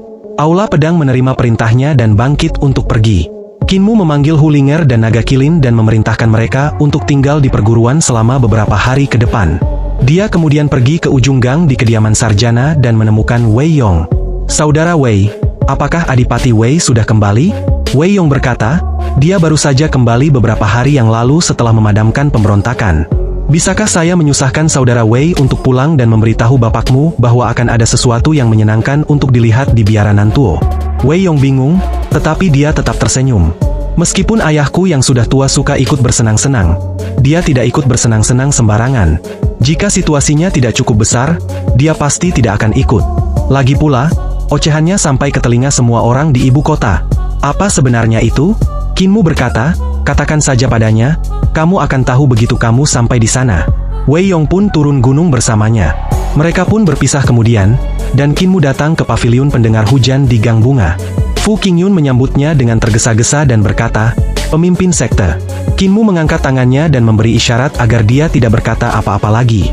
Tiba-tiba, suara retakan meledak dari tubuhnya saat tulang-tulangnya berpindah posisi. Dia menjadi semakin tinggi, berubah menjadi pria jangkung namun ramping. Dia tampak seperti orang barbar dari balik tembok besar. Fu Qingyun terlonjak kaget. Teknik penciptaan? Aku ingin tahu tulisan mana dari 7 tulisan itu? Cahaya keemasan samar terpancar dari tubuh Kinmu. Ia berganti ke jubah yang lebih kasar dan mengeluarkan pagoda 1000 panji dari tas taotinya. Ia mengangkat pagoda 1000 panji, yang tingginya sekitar 3 meter, dan berputar terus-menerus, mengeluarkan suara berdenting. Suara Buddha samar-samar terdengar keluar dari dalamnya. Ketua Aula Fu, tetaplah di sini dan jangan bergerak. Tunggu instruksiku. Kinmu menyeret pagoda 1000 panji saat meninggalkan paviliun pendengar hujan. Dia berjalan keluar dari gang bunga dan menuju istana Sisi Nantuo. Tempat ini adalah kediaman Guru Agung Putra Mahkota. Biara Nantuo adalah salah satu sekte yang hanya kalah dari biara petir besar dalam jalur agama Buddha. Setelah San Nantuo mengakui kesetiaan kepada Istana Kekaisaran, Biara Nantuo telah menjadi salah satu sekte besar di bawah Istana Kekaisaran. San Nantuo memiliki pencapaian mendalam dalam keterampilan agama Buddha dan merupakan orang yang jujur. Ia membenci kejahatan dengan penuh semangat dan dikenal sebagai seorang arhat. Begitu ia menjadi Guru Agung Putra Mahkota dan membuat Biara Nantuo tunduk pada Istana Kekaisaran, biara-biara lain yang berada di jalur agama Buddha juga harus tunduk. Karena itu, kontribusinya tidak dapat disangkal. Setelah San Nantuo mengubah nama Istana Guru Besar Putra Mahkota menjadi Istana Sisi Nantuo, tempat ini menjadi tempat khotbah utama Biara Nantuo. Ada banyak biksu muda dari Biara Nantuo yang datang ke sini untuk mendengarkan ceramah. Ada juga beberapa wanita dari keluarga raja, adipati, dan menteri yang memiliki hati yang memuja agama Buddha. Mereka akan datang untuk mendengarkan ceramah dari waktu ke waktu. Akan tetapi, para wanita ini biasanya sangat kesepian dan beberapa dari mereka datang dengan niat yang tidak murni, berhubungan dengan para biksu muda atas nama pemujaan kepada Sang Buddha untuk menghilangkan rasa kesepian mereka. Bahkan ada wanita tua yang membesarkan beberapa biksu muda, yang mengakibatkan para biksu tersebut keluar masuk kamar mereka. Hal ini merupakan sesuatu yang umum terjadi di ibu kota. Beberapa pendeta tua bahkan mempekerjakan beberapa wanita muda sepanjang waktu untuk membuat musik, sehingga menimbulkan kontroversi. Meskipun San Nantuo tahu bawahannya sedikit kotor, dia terlalu sibuk dengan pekerjaan dan tugas resmi dan tidak punya waktu untuk mendisiplinkan mereka. Selain itu, adat istiadat sosial di ibu kota jauh lebih terbuka dan para wanita di sini lebih berani. Bahkan janda permaisuri di istana memiliki kekasih. Jadi San Nantuo tidak tertarik untuk terlibat dengan rakyatnya. Kaisar telah berulang kali menganugerahkan jodoh kepada San Nantuo, yang telah ditolaknya 3 kali berturut-turut. Akan tetapi, ia menerimanya pada hari keempat, sehingga ia dianggap setengah biksu dan setengah orang awam. Oleh karena itu, tidaklah baik baginya untuk mengutuk kebiasaan umum para pengikutnya. Istana Sisi Nantuo selalu mengalami kejadian-kejadian menjijikkan, dan San Nantuo selalu menutup mata terhadap hal itu. Akan tetapi, dia tetap membenci kejahatan dengan penuh amarah dan tidak mau repot-repot menyembunyikan ketidaksenangannya terhadap pejabat yang datang dari jalan iblis, memarahi mereka di Istana Kekaisaran. Pada hari ini, keributan terjadi di luar Biara Nantuo. Para biksu di sana berlarian keluar satu demi satu, dan ada juga sejumlah murid yang berlarian keluar sambil berteriak. Ada seseorang di luar yang menjual harta karun penting agama Buddha. Pagoda 1000 panji, harta karun pelengkap teknik meditasi tak tergoyahkan harta karun roh Biara Nantuo kami. Itu adalah harta warisan kami yang hilang beberapa ratus tahun yang lalu. Semua orang keluar dari istana samping dan melihat harta warisan yang hilang dari Biara Nantuo, pagoda 1000 panji. Banyak biksu memadati area tersebut, menutup seluruh jalan. Ada juga beberapa wanita yang berdesakan di antara mereka. Sebuah pagoda menjulang tinggi di antara kerumunan, dan pagoda itu dibentuk oleh 1000 panji. Masing-masing dari mereka dipahat dari batu giok dan dibagi menjadi 7 tingkat. Setiap tingkat memiliki silinder melingkar yang diukir dengan kitab suci. Silinder-silinder ini dapat berputar, dan ketika mereka berputar, kitab suci di atasnya akan bersinar dan mengeluarkan suara Buddha. Harta karun ini telah lama hilang dalam suatu perkelahian, dan para biksu tidak pernah menyangka harta karun itu akan muncul kembali. Setiap orang di Biara Nantuo merasa iri dan tidak menginginkan apapun selain merebut kembali pagoda itu. Namun, ini adalah ibu kota, jadi mereka tidak bisa bertindak gegabah. Orang yang menjual pagoda 1000 spanduk ini adalah seorang pemuda yang penampilannya seperti orang dari ras lain. Dia berdiri di bawah pagoda dan mengaktifkannya. Pagoda 1000 panji awalnya tidak tinggi, setiap panji hanya setinggi 3 inci. Namun, ketika diaktifkan oleh pemuda ini, setiap panji menjadi sepanjang 3 meter, menyebabkan pagoda 1000 panji mencapai ketinggian yang mencengangkan, yaitu 200 meter. Saat 1000 silinder berputar, kitab suci terus bersinar sementara suara Buddha yang kuat berbicara, menciptakan pemandangan yang luar biasa. Suara orang barbar itu menggema. Saya memiliki harta karun penting yang diwariskan dalam keluarga saya, dan akan memberikannya kepada orang yang ditakdirkan. Saya berasal dari padang rumput di balik tembok besar, seorang dukun istana emas Roland. Harta karun ini diwariskan kepada saya oleh leluhur saya yang telah menyelamatkan seorang biksu tua, dan menerimanya sebagai hadiah darinya. Datang ke Kekaisaran Perdamaian Abadi kali ini, saya ingin bertemu dengan para pahlawan kekaisaran ini, dan menemukan orang yang ditakdirkan untuk mendapatkan harta karun ini. Kakak senior Yuan Jing, bukankah ini harta warisan biara Nantuo kita? Seorang biksu berbisik kepada biksu lain di sampingnya, yang memiliki paras halus. Meskipun kakak senior Yuan Jing tidak setua itu, dia masih murid langsung San Nantuo dan memiliki kedudukan tinggi. Berkultivasi dengan San Nantuo selama bertahun-tahun, dia sangat akrab dengan sejarah biara Nantuo dan mengangguk. Ini memang harta warisan biara Nantuo kita, Pagoda 1000 Panji. Tulisan suci yang diukir di atasnya adalah kitab suci Arhat Nantuo dengan restu dari para pemimpin generasi sebelumnya. Itu tidak bisa dipalsukan. Tatapan mata biksu Yuan Jing bergetar, dan tiba-tiba dia berteriak keras. Dasar orang barbar, ini adalah harta karun biara Nantuo kami, cepat kembalikan kepada kami. Kinmu menatapnya dan berkata, Biksu, harta ini diberikan kepada keluargaku oleh seorang biksu senior, dan karena diberikan kepada keluargaku, maka harta ini milikku. Harta ini hanya akan diberikan kepada orang yang ditakdirkan. Tiba-tiba, seorang biksu muda lainnya tertawa. Bagaimana seseorang bisa dianggap telah ditakdirkan? Biksu Yuan Jing menatapnya dan tercengang. Biksu ini juga memiliki paras yang tampan dan merupakan murid San Nantuo lainnya, Biksu Yuan Feng. Mereka berdua pernah berselisih karena memperebutkan seorang wanita dan beberapa kali lagi karena alasan lain dalam kegelapan. Dari luar, mereka mungkin terlihat sopan dan ramah, tetapi mereka sudah lama berselisih. Jelaslah bahwa Biksu Yuan Feng telah berencana untuk merebut Pagoda 1000 Panji ini dari tangan orang barbar ini dan melakukan perbuatan besar di hadapan San Nantuo, menarik perhatian San Nantuo dan menjadi kesayangan gurunya, dan menyingkirkannya. Kinmu meletakkan Pagoda 1000 Panji dan berkata dengan sungguh-sungguh, saya berasal dari balik tembok besar, dan ketika saya melihat negara kekaisaran yang megah, kekaguman pun muncul di hati saya dan saya yakin bahwa tempat ini mendapatkan kejayaannya dari para pahlawannya yang termasyur. Pagoda 1000 Panji ini bukanlah benda biasa dan saya bersedia menggunakannya untuk bertemu dengan para pahlawan kekaisaran ini. Jika ada orang yang berada di alam yang sama dengan saya yang dapat mengalahkan saya akan bersedia memberinya harta karun ini. Wei Yong dan Adipati Wei telah keluar dari istana Adipati dan datang ke istana Nantuo. Adipati Wei melihatnya dan menggelengkan kepalanya sambil tersenyum. Apa yang menyenangkan untuk dilihat? Bukankah dia hanya bocah nakal dari istana emas Roland yang mencari masalah dengan biara Nantuo? Suaranya begitu keras sehingga saat dia berbicara, semua orang di beberapa jalan berikutnya dapat mendengarnya dengan jelas. Beberapa jalan itu adalah tempat tinggal para raja, adipati, dan menteri. Ketika mereka mendengar kata-kata Adipati Wei, mereka semua meninggalkan istana mereka dan melihat ke sekeliling, menciptakan keributan dalam hitungan detik. Para biksu biara Nantuo melihat semakin banyak orang muncul, jadi tidak baik bagi mereka untuk merampas harta karun itu begitu saja. Seorang biksu berpakaian kuning tersenyum. Selama kami mengalahkanmu, kami dapat mengambil Pagoda 1000 Panji. Meskipun Adipati Wei tidak terlalu bersemangat, dia tetap berteriak dengan suara keras. Botak, dia berkata di alam yang sama, kamu tidak boleh melanggar aturan. Di mana San Nantuo? Harta karunnya telah muncul, jadi wanita mana yang dia kencani sekarang? Wei Yong kebingungan dan melihat sekeliling, sambil berpikir, bagaimana saudara Qin tahu akan ada hal menarik yang bisa dilihat di sini? Di mana dia? Qinmu berkata, selama kau menang melawan diriku yang rendah hati, kau dapat mengambil alih Pagoda 1000 Panji. Meskipun dunia di luar tembok besar tidak semaju kekaisaranmu, kata-kata kita memiliki bobot yang sangat besar. Biksu kuning itu hendak melangkah maju ketika Biksu Yuan Jing melangkah di depannya dan berkata sambil tersenyum, saya akan naik pagoda. Kakak senior, biksu kecil ini adalah Yuan Jing, alam 5 elemen, bolehkah saya tahu siapa Anda?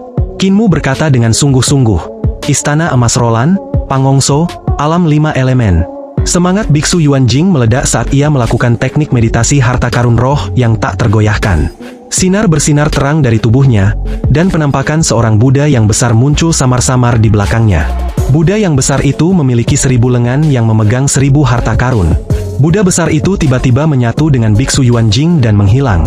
Sinar cahaya harta karun bersinar dari tubuh biksu Yuan Jing, dan tangannya membentuk mudra harta karun. Dengan satu langkah maju, mudra di tangannya berubah menjadi mudra glasir berwarna. Tangannya bersinar dengan kilau glasir berwarna, dan dia memukul ke arah Kinmu. Inilah kekuatan teknik meditasi harta karun roh yang tak tergoyahkan. Keterampilan Buddha ini dikenal sebagai 1000 harta karun, karena mereka yang mengolah teknik ini hingga alam makhluk surgawi dapat membentuk Buddha 1000 harta karun yang memiliki kekuatan yang menakjubkan. Mereka yang belum berkultivasi ke alam makhluk surgawi dapat mengubah 1000 harta menjadi 1000 mudra, dan setiap mudra berbeda dari yang lain, memiliki kekuatan dan kegunaan yang berbeda. Meskipun Biksu Yuan Jing hanya berada di alam 5 elemen, ia memiliki kultivasi yang kuat dan telah mempelajari lebih dari 100 jenis mudra dari 1000 mudra teknik meditasi harta karun roh yang tak tergoyahkan. Selain itu, teknik ini memungkinkan seseorang untuk mengolah tubuh arhat. Dengan tubuh seperti berlian, pertahanan orang tersebut sangat menakjubkan sehingga tidak ada senjata yang dapat menembusnya. Dengan mudra ini, sinar cahaya memancar dari Biksu Yuan Jing. Dalam radius 10 meter di sekitar telapak tangannya, terbentuklah area glasir berwarna. Dari sinar tersebut, suara Buddha dapat terdengar, yang sungguh luar biasa. Kinmu tidak bergerak dari tempatnya. Tiba-tiba dia mengangkat tangannya sebelum menurunkannya, dan dengan suara ledakan keras, batas glasir berwarna, Buddha harta karun roh, dan mudra glasir berwarna semuanya tersebar di telapak tangannya. Sebuah lubang besar muncul di tanah, dan Biksu Yuan Jing telah berubah menjadi tumpukan bubur di dalamnya. Semua biksu terlonjak kaget sementara Adipati Wei memutar kumisnya dengan curiga. Meskipun gerakan orang barbar ini sangat kasar, kultivasinya luar biasa kuat. Siapa namanya? Wei Yong segera berkata, tadi dia berkata Pangongso. Adipati Wei bergumam pada dirinya sendiri, ini kelihatannya tidak benar. Teknik ini sepertinya bukan bagian dari kitab suci Dukun Agung Ruda. Mungkinkah Pangongso ini telah mengubah kitab suci Dukun Agung Ruda? Adipati Wei bingung dan bergumam, saya pernah bertarung dengan para ahli dari Istana Emas Roland sebelumnya dan teknik mereka membutuhkan jiwa untuk diolah. Meskipun tubuh mereka diolah hingga mencapai kondisi emas cemerlang, sebagian besar teknik mereka menggunakan jiwa sebagai metode penyerangan. Sementara itu, pemuda barbar ini malah menempuh jalan tubuh jasmani. Tekniknya juga sedikit berbeda dari kitab suci Dukun Agung Ruda, sedikit terlalu ganas. Bagaimanapun, dia adalah pejabat tinggi tingkat pertama, seseorang setingkat master sekte. Dia dapat segera melihat poin-poin luar biasa Kinmu. Namun, bahkan dengan pengetahuannya yang luar biasa, dia hanya dapat melihat bahwa kitab suci Dukun Besar Ruda milik Kinmu serupa tetapi berbeda. Dia tidak dapat melihat bahwa Kinmu sebenarnya menggunakan teknik penciptaan Dewa Surgawi. Masing-masing dari 7 tulisan penciptaan dari kitab suci Iblis Surgawi Pendidikan Agung memiliki keunikannya sendiri. Teknik penciptaan Dewa Surgawi mampu meniru teknik orang lain, dan Nenek Si pernah memamerkan teknik ini sebelumnya, berubah menjadi penguasa kota naga perbatasan Fuyundi, menyamarkan yang palsu sebagai yang asli. Kinmu membunuh Biksu Yuan Jing dengan satu telapak tangan, dan semua biksu lain di sekitarnya merasa geram atas ketidakadilan itu. Biksu lain berdiri dan berkata dengan keras, kamu mengambil harta warisan biara Nantuo kami dan membunuh seorang biksu biara Nantuo kami. Apakah kamu benar-benar berpikir tidak ada seorang pun di biara Nantuo kami yang dapat menandingimu? Aku, Yuan San, akan menghadapimu. Kinmu mengulurkan tangannya dan meraih, gerakannya mengeluarkan suara gemuruh seperti guntur. Sebelum Biksu Yuan San selesai mengucapkan kata-katanya, dia jatuh terkapar di tanah. Tubuhnya masih hidup dan tidak ada luka di tubuhnya. Jantungnya juga masih berdetak. Beberapa biksu segera maju dan memeriksa napasnya. Biksu Yuan San masih bernapas, tetapi matanya tertutup. Tidak perlu diperiksa, jiwanya telah tersebar, kata Kinmu. Jiwanya telah diambil oleh diriku yang rendah hati ini. Bukankah kau bilang itu adalah ujian kekuatan? Teriak sekelompok pendeta dengan marah. Mengapa kau mendaratkan pukulan mematikan berulang kali? Kinmu berkata dengan acuh tak acuh. Ini adalah aturan di balik tembok besar. Selama seseorang bergerak, tidak ada hidup dan mati. Saya pikir orang-orang kekaisaran perdamaian abadi itu pemberani. Tidak pernah terlintas dalam pikiran saya bahwa kalian semua telah dimanjakan sampai-sampai takut mati. Sepertinya saya salah, saya harus mengembalikan pagoda 1000 spanduk ini ke istana emas Roland kita. Tidak ada seorang pun yang ditakdirkan di antara kalian semua. Lancang! Teriak seorang pendeta dengan marah dan mengayunkan tongkat pendetanya ke depan. Tongkat itu memiliki 9 lingkaran dengan 9 harta karun yang tergantung di sana. Dengan ayunannya, terdengar bunyi berdenting yang dapat mengguncang jiwa seseorang. Kinmu berdiri tak bergerak dan membiarkan tongkat biksu itu mengenai kepalanya. Baru ketika tongkat itu sampai padanya, dia meraih tongkat itu dan menariknya dengan kuat. Kedua tangan biksu itu berdarah karena tergores. Kinmu melemparkan tongkat biksu itu ke belakang, hingga menusuk jantung biksu lainnya, dan memaku biksu itu ke lantai. Adipati Wei menggelengkan kepalanya. Para biksu dari biara Nantuo hanya tahu cara makan dan minum. Mereka telah hidup seperti pangeran selama bertahun-tahun dan perbedaan antara mereka dan dia terlalu besar. Tidak ada satupun dari mereka yang sebanding dengannya di alam yang sama. Mantra dukun istana emas Roland aneh. Mungkin saja mereka dapat menghancurkan jiwa lawan, tetapi ada sesuatu yang tidak beres di sini. Aku belum pernah melihat gerakannya sebelumnya. Mungkinkah dukun agung itu telah menciptakan seni ilahi baru? Wei Yong masih belum bisa menemukan Kinmu dan berpikir dalam hati. Dia menyuruhku datang dan melihat sesuatu yang menarik, tapi di mana dia bersembunyi? Beberapa biksu setengah baya berjalan keluar dari biara Nantuo dengan ekspresi muram. Salah satu dari mereka berkata dengan sungguh-sungguh, "Pergi ke Mahkamah Agung untuk melaporkan hal ini dan bawa pihak berwenang untuk menangkapnya." Orang lain akan pergi ke istana Sisi Putra Mahkota dan undang pemimpin. Mata para pendeta lainnya berbinar, dan mereka pun bergegas pergi. Mahkamah Agung bertanggung jawab untuk melakukan investigasi, jadi istana Nantuo tidak perlu bertarung sampai mati dengan Kinmu. Mereka hanya perlu pihak berwenang untuk maju dan menjebloskannya ke penjara. Dengan cara ini, Pagoda Seribu Panji secara alami akan kembali ke biara Nantuo. Karena Kinmu telah membunuh orang di ibu kota, wajar saja jika Mahkamah Agung turun tangan dan menyelidiki kejadian tersebut. Selain itu, ada juga orang-orang dari biara Nantuo di Mahkamah Agung, yang membuat segalanya menjadi lebih mudah. Seorang biksu bergegas berlari ke istana Sisi Putra Mahkota dan berteriak, "Pemimpin, ini buruk, seseorang telah datang untuk menghancurkan biara Nantuo kita." San Nantuo seperti seorang Buddha besar yang duduk bersila. Ketika mendengar apa yang dikatakan biksu itu, dia membuka matanya dan melihat ke arah Putra Mahkota. Putra Mahkota adalah seorang pria parubaya dan tidak terlihat jauh lebih muda dari Kaisar Yan Feng. Dia memutar kumisnya di jarinya dan berkata sambil tersenyum, "Mungkinkah itu iblis dari sekte iblis surgawi yang datang untuk membalas dendam?" Biksu itu menggelengkan kepalanya. Itu bukan sekte iblis surgawi, itu adalah murid dari istana emas Roland yang bernama Pangongso. Dia membawa serta harta warisan biara Nantuo kita yang telah hilang beberapa ratus tahun yang lalu, Pagoda Seribu Panji. Dia berkata akan memberikannya kepada orang yang ditakdirkan. Selama kita bisa menang melawannya saat berada di alam yang sama dengannya, dia akan memberikan Pagoda Seribu Panji. Kakak-kakak senior dan junior kita maju untuk menantangnya dan terbunuh tanpa penjelasan apapun. Sekarang, dia telah membunuh banyak kakak senior dan junior kita. Ekspresi San Nantuo berubah muram. Kalian tidak mengembangkan keterampilan agama Buddha dan tergila-gila pada wanita dan anggur, sudah sepantasnya kalian menerima kekalahan ini. Namun, Pagoda Seribu Panji adalah harta warisan sekte Nantuo kita yang telah hilang beberapa ratus tahun yang lalu di balik tembok besar. Jadi kita harus menyambut kembalinya harta ini. Putra Mahkota sedikit mengernyit. Guru besar, sekte iblis surgawi baru saja kehilangan 2 raja surgawi. Dengan sikap tempat suci nomor 1 dari sekte iblis, mereka pasti tidak akan membiarkan hal itu terjadi. Sekarang seorang murid istana emas Roland tiba-tiba muncul. Mungkinkah itu jebakan? Kudengar sekte iblis surgawi yang bersembunyi selama lebih dari 40 tahun telah melahirkan seorang pemimpin sekte baru, tetapi kita masih belum tahu latar belakangnya. San Nantuo bangkit dan berkata dengan acuh tak acuh, "Yang mulia, berita Anda sedikit ketinggalan zaman. Latar belakang pemimpin sekte baru dari sekte iblis surgawi telah tersebar. Saya telah menerima berita dari biara petir besar bahwa pemimpin sekte baru ini adalah akademisi kekaisaran dari perguruan kekaisaran. Dia bernama Kinmu, dan dia adalah orang terlantar dari reruntuhan besar. Belum lama ini, Yang Mulia menaikkan jabatan resminya, menjadikannya bangsawan istana peringkat kelima. Itu benar-benar dia?" Sang putra mahkota berdiri dan berkata dengan heran, "Meskipun pemimpin sekte baru dari sekte iblis surgawi masih muda, masih ada praktisi yang kuat dan orang-orang bijak di sekte tersebut sehingga kita tidak boleh lengah. Guru besar, saya tidak menyangka Anda masih akan berhubungan dengan biara petir besar. Bisakah Anda mengatur pertemuan?" "Ini mudah saja." San Nantuo berkata sambil berjalan keluar. "Pak Tua Rulai juga ingin bertemu dengan Yang Mulia." Putra mahkota mengejarnya sambil tersenyum. "Aku akan mengikutimu untuk melihat Pangongso itu. Aku akan melihat apakah dia dari istana emas Roland atau dari sekte iblis surgawi." Tak lama kemudian, para penyelidik dari Mahkamah Agung bergegas datang. Ketika mereka bertemu Adipati Wei, mereka langsung menyapanya.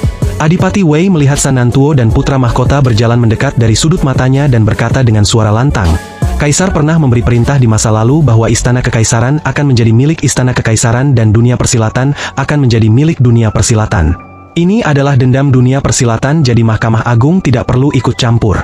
Kalau tidak, dengan semua pertikaian di dunia persilatan setiap hari, apakah Mahkamah Agung dapat menangani semuanya?" Kita lihat saja nanti ketika seorang pejabat istana kekaisaran meninggal.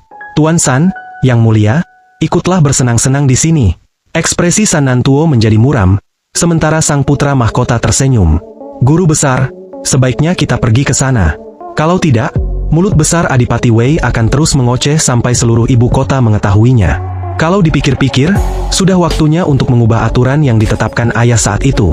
Aturan yang disebutkan Adipati Wei adalah satu aturan yang ditetapkan kaisar dengan semua sekte besar di masa lalu. Mereka telah memutuskan bahwa istana kekaisaran akan menjadi milik istana kekaisaran, sementara dunia persilatan akan menjadi milik dunia persilatan, masing-masing tidak saling mengganggu. Meskipun para biksu biara Nantuo adalah murid guru besar putra mahkota San Nantuo, kebanyakan dari mereka tidak memiliki jabatan resmi, jadi mereka hanya dapat digolongkan sebagai orang-orang dari dunia persilatan. San Nantuo dan putra mahkota datang ke pihak Adipati Wei dan yang lainnya. Sementara mereka berbicara, Kinmu membunuh beberapa biksu lagi dan memicu kemarahan istana Nantuo. Semua biksu membuat keributan untuk mengeroyoknya. Beberapa biksu setengah baya melihat makin banyak orang di sekitarnya, dan karena takut mencoreng nama biara Nantuo, mereka langsung berteriak kepada para biksu agar diam saja. Yang mulia, Adipati, Tuan San. Adipati Wei menoleh dan melihat seorang bangsawan tua lainnya datang sambil tersenyum. Jadi, dia adalah Tuan Yan Zigu. Tuan Yan saat ini adalah orang yang cukup populer, berdiri di samping kaisar dan Ibu Suri. Tuan Yan segera berkata, Adipati Wei bercanda. Yang mulia San, ada apa? Biara Nantuo sedang dalam masalah. Dari kelihatannya, orang itu ingin membalas dendam. Beberapa pejabat tinggi istana kekaisaran berjalan mendekat dan salah satu dari mereka berkata, Biara Nantuo telah dikritik selama beberapa tahun terakhir karena masuk dan keluar dari halaman istana wanita di keluarga raja, adipati, dan menteri. Ada banyak keluhan dari menteri, tetapi tidak baik bagi mereka untuk mengungkapkannya karena akan memengaruhi reputasi mereka. Kali ini, saya rasa mereka semua menikmati keributan di sini. Lihat, tidak ada dari mereka yang mau terlibat di dalamnya. Tuan San juga ada di sini. Mereka semua merupakan pejabat tinggi tingkat pertama dan kedua di istana kekaisaran dan sengaja bertindak seolah-olah mereka tidak melihat San Nantuo, tidak memberinya perhatian baik. San Nantuo tetap tidak tergerak saat menatap Kinmu. Putra mahkota perdamaian abadi juga mengamati Kinmu dan mencoba mencari tahu asal-muasal tekniknya. Kirim seorang praktisi seni ilahi dengan harta karun ilahi 6 arah yang tersegel. Dia kemudian akan membuka segel harta karun ilahi 6 arahnya di tengah pertarungan dan melancarkan pukulan mematikan. Kita akan langsung membunuhnya. Seorang biksu setengah baya berkata dengan suara rendah, Yuan Kong, pergilah. Kita sudah kehilangan muka, jadi tidak ada bedanya jika kita kehilangan sedikit lagi. Apapun yang terjadi, kita harus merebut kembali pagoda 1000 panji. Biksu Yuan Kong mengakui kata-katanya dan segera menyegel harta karun ilahi 6 arahnya saat ia turun untuk menantang Kinmu. Kultivasinya melampaui Biksu Yuan Jing dengan pesat. Berdiri tegak, tubuhnya seperti Buddha berlengan 1000 yang memiliki tubuh yang tidak dapat digerakkan dan lengan yang mengepak. Itu adalah pendekatan yang berbeda, tetapi sama menakjubkannya dibandingkan dengan Buddha berlengan 1000 dari 8 serangan petir. Kinmu maju menyerang dan mendengar suara guntur yang keras. Keduanya meninju ke depan pada saat yang sama, dan angin kencang meledak dengan hebat di sekitar mereka, melonjak ke segala arah dan menggoyangkan pakaian semua orang. Suara retakan meledak dari tubuh Biksu Yuan Jing saat dia jatuh kaku ke tanah. Semua tulangnya hancur. Dia terbunuh bahkan sebelum dia sempat membuka segel harta karun ilahi 6 arahnya tepat waktu. Sebagian besar biksu biara Nantuo menatap dengan marah dan ingin mencabik-cabik Kinmu dengan teriakan mereka. Namun, mereka semua dihalangi oleh biksu setengah baya itu. Adipati Wei bertepuk tangan kagum dan berteriak keras. Kitab suci dukun besar Ruda dari Istana Emas Roland sangat kuat. Biksu hebat lainnya terbunuh. San Nantuo sedikit mengernyit dan berkata dengan suara rendah. Ini kitab suci dukun agung Ruda? Dia belum pernah bertemu dengan ahli Istana Emas Roland sebelumnya, dan belum pernah melihat teknik semacam ini sebelumnya. Di sisi lain, Adipati Wei pernah pergi ke perbatasan barat sebelumnya dan bertempur dengan raja-raja dukun Istana Emas Roland.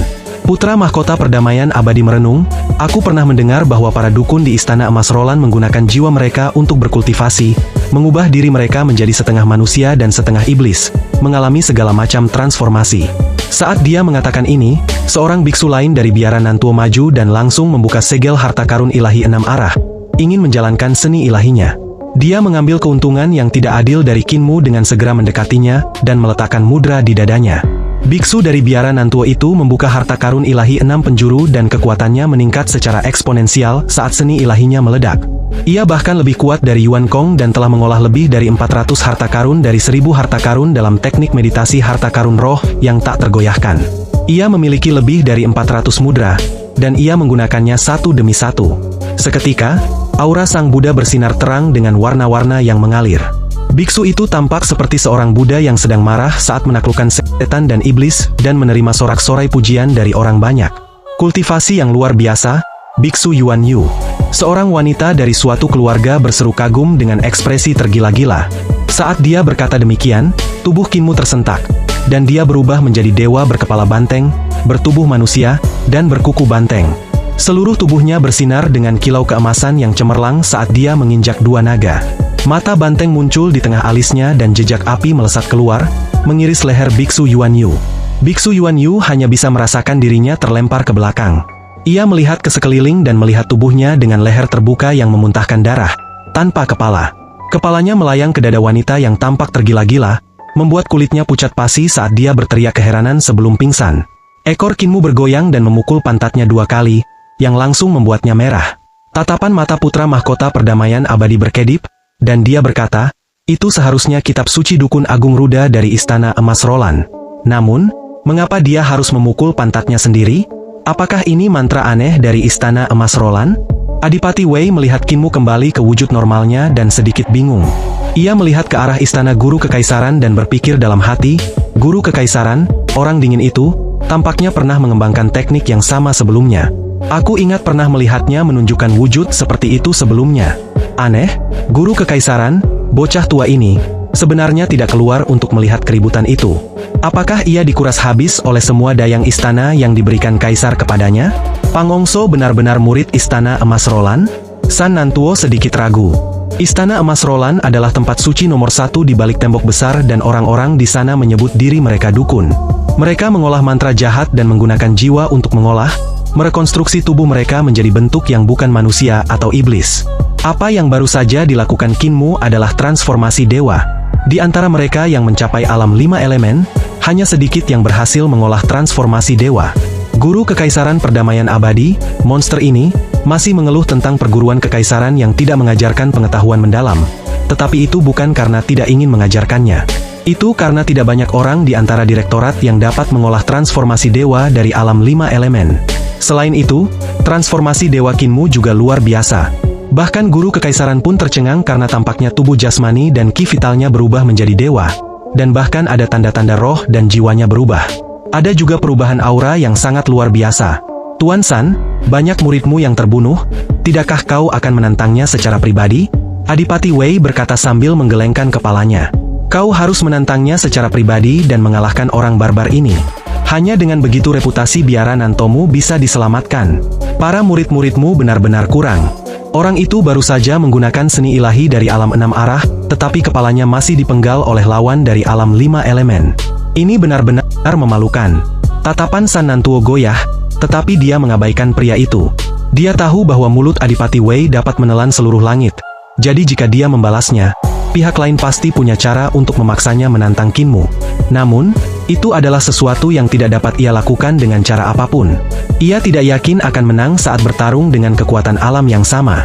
Meskipun ia telah mengolah ribuan mudra dalam teknik meditasi tak tergoyahkan harta karun roh dengan sempurna, sangat tidak mungkin bagi teknik meditasi tak tergoyahkan harta karun roh untuk mengalahkan orang barbar ini.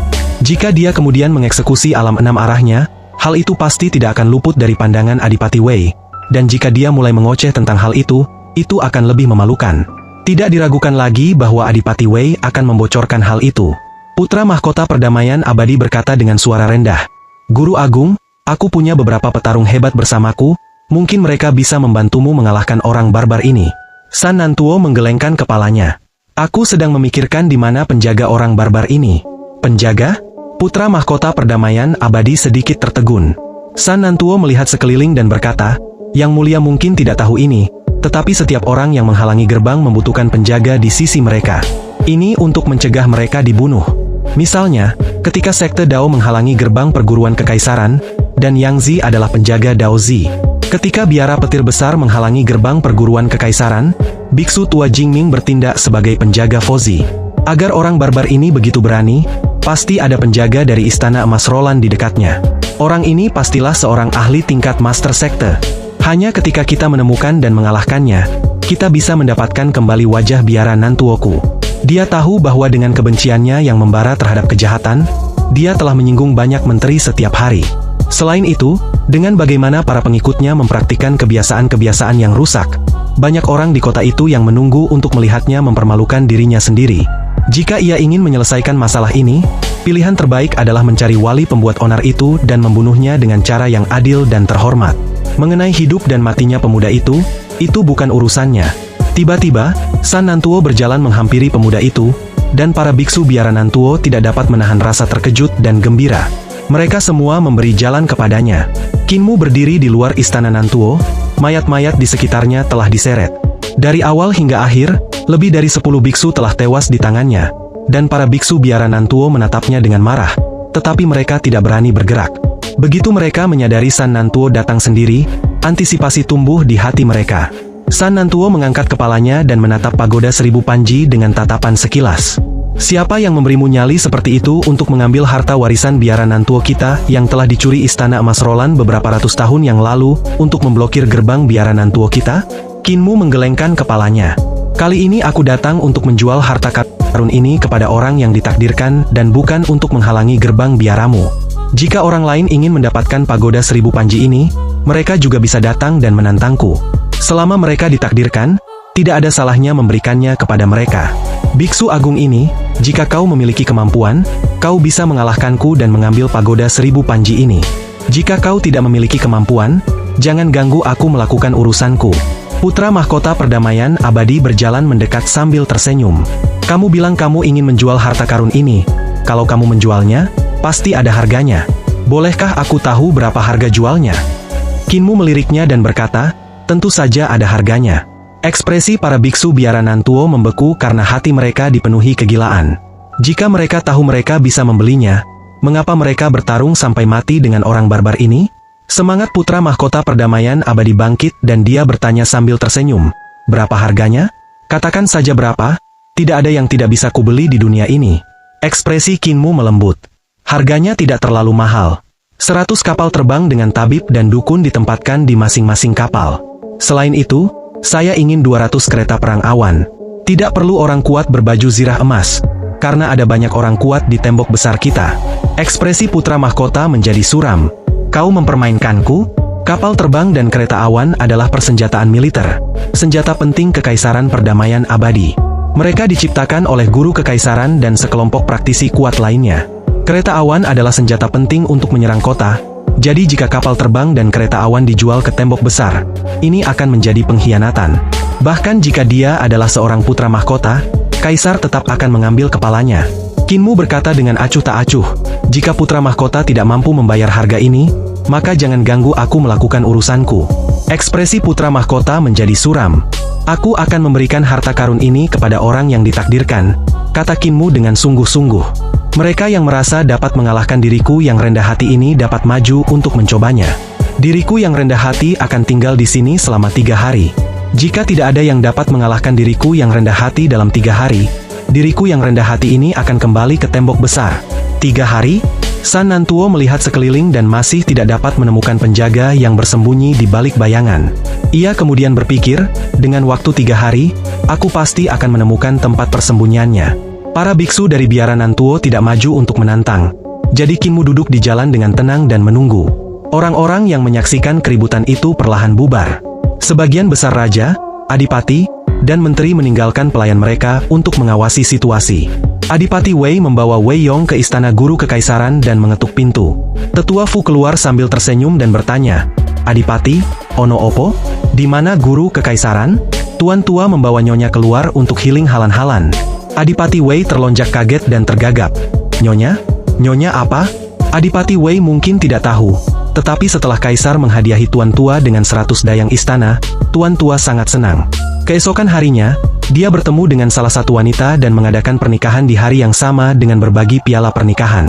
Setelah bangun, tuan tua pergi bersama nyonya, jadi mereka tidak lagi berada di ibu kota. Adipati Wei gemetar hebat, sementara ekspresi aneh muncul di wajahnya. Dia tergagap lagi, guru kekaisaran menikah, dia benar-benar menikah? Orang ini, Kupikir dia tidak punya emosi apapun. Tidak pernah kupikir dia akan menikah. Buah jindul ini, dia bahkan tidak memberitahuku. Tetua Fu tersenyum. Tuan tua berkata agar semuanya tetap sederhana. Jadi dia bahkan tidak memberitahu kaisar. Adipati Wei menghela napas pelan. Yah, dia sangat miskin. Aku ragu dia akan mampu mengadakan jamuan makan. Aku akan meminta pelayanku untuk mengirimkan angpau dan beberapa kotak hadiah. Kapan guru kekaisaran bilang dia akan kembali? Penatua Fu menggelengkan kepalanya. Adipati Wei menghela napas dan bergumam pada dirinya sendiri. Ada masalah dengan orang barbar itu, tetapi karena dia tinggal di sini selama 3 hari, tidak perlu terburu-buru. Aku akan menunggu guru kekaisaran kembali. Oke teman-teman, terima kasih telah menyimak novel Donghuanya ya. Dan jangan lupa like, subscribe dan share ya. Dan sehat selalu untuk kalian. Sampai jumpa di episode selanjutnya.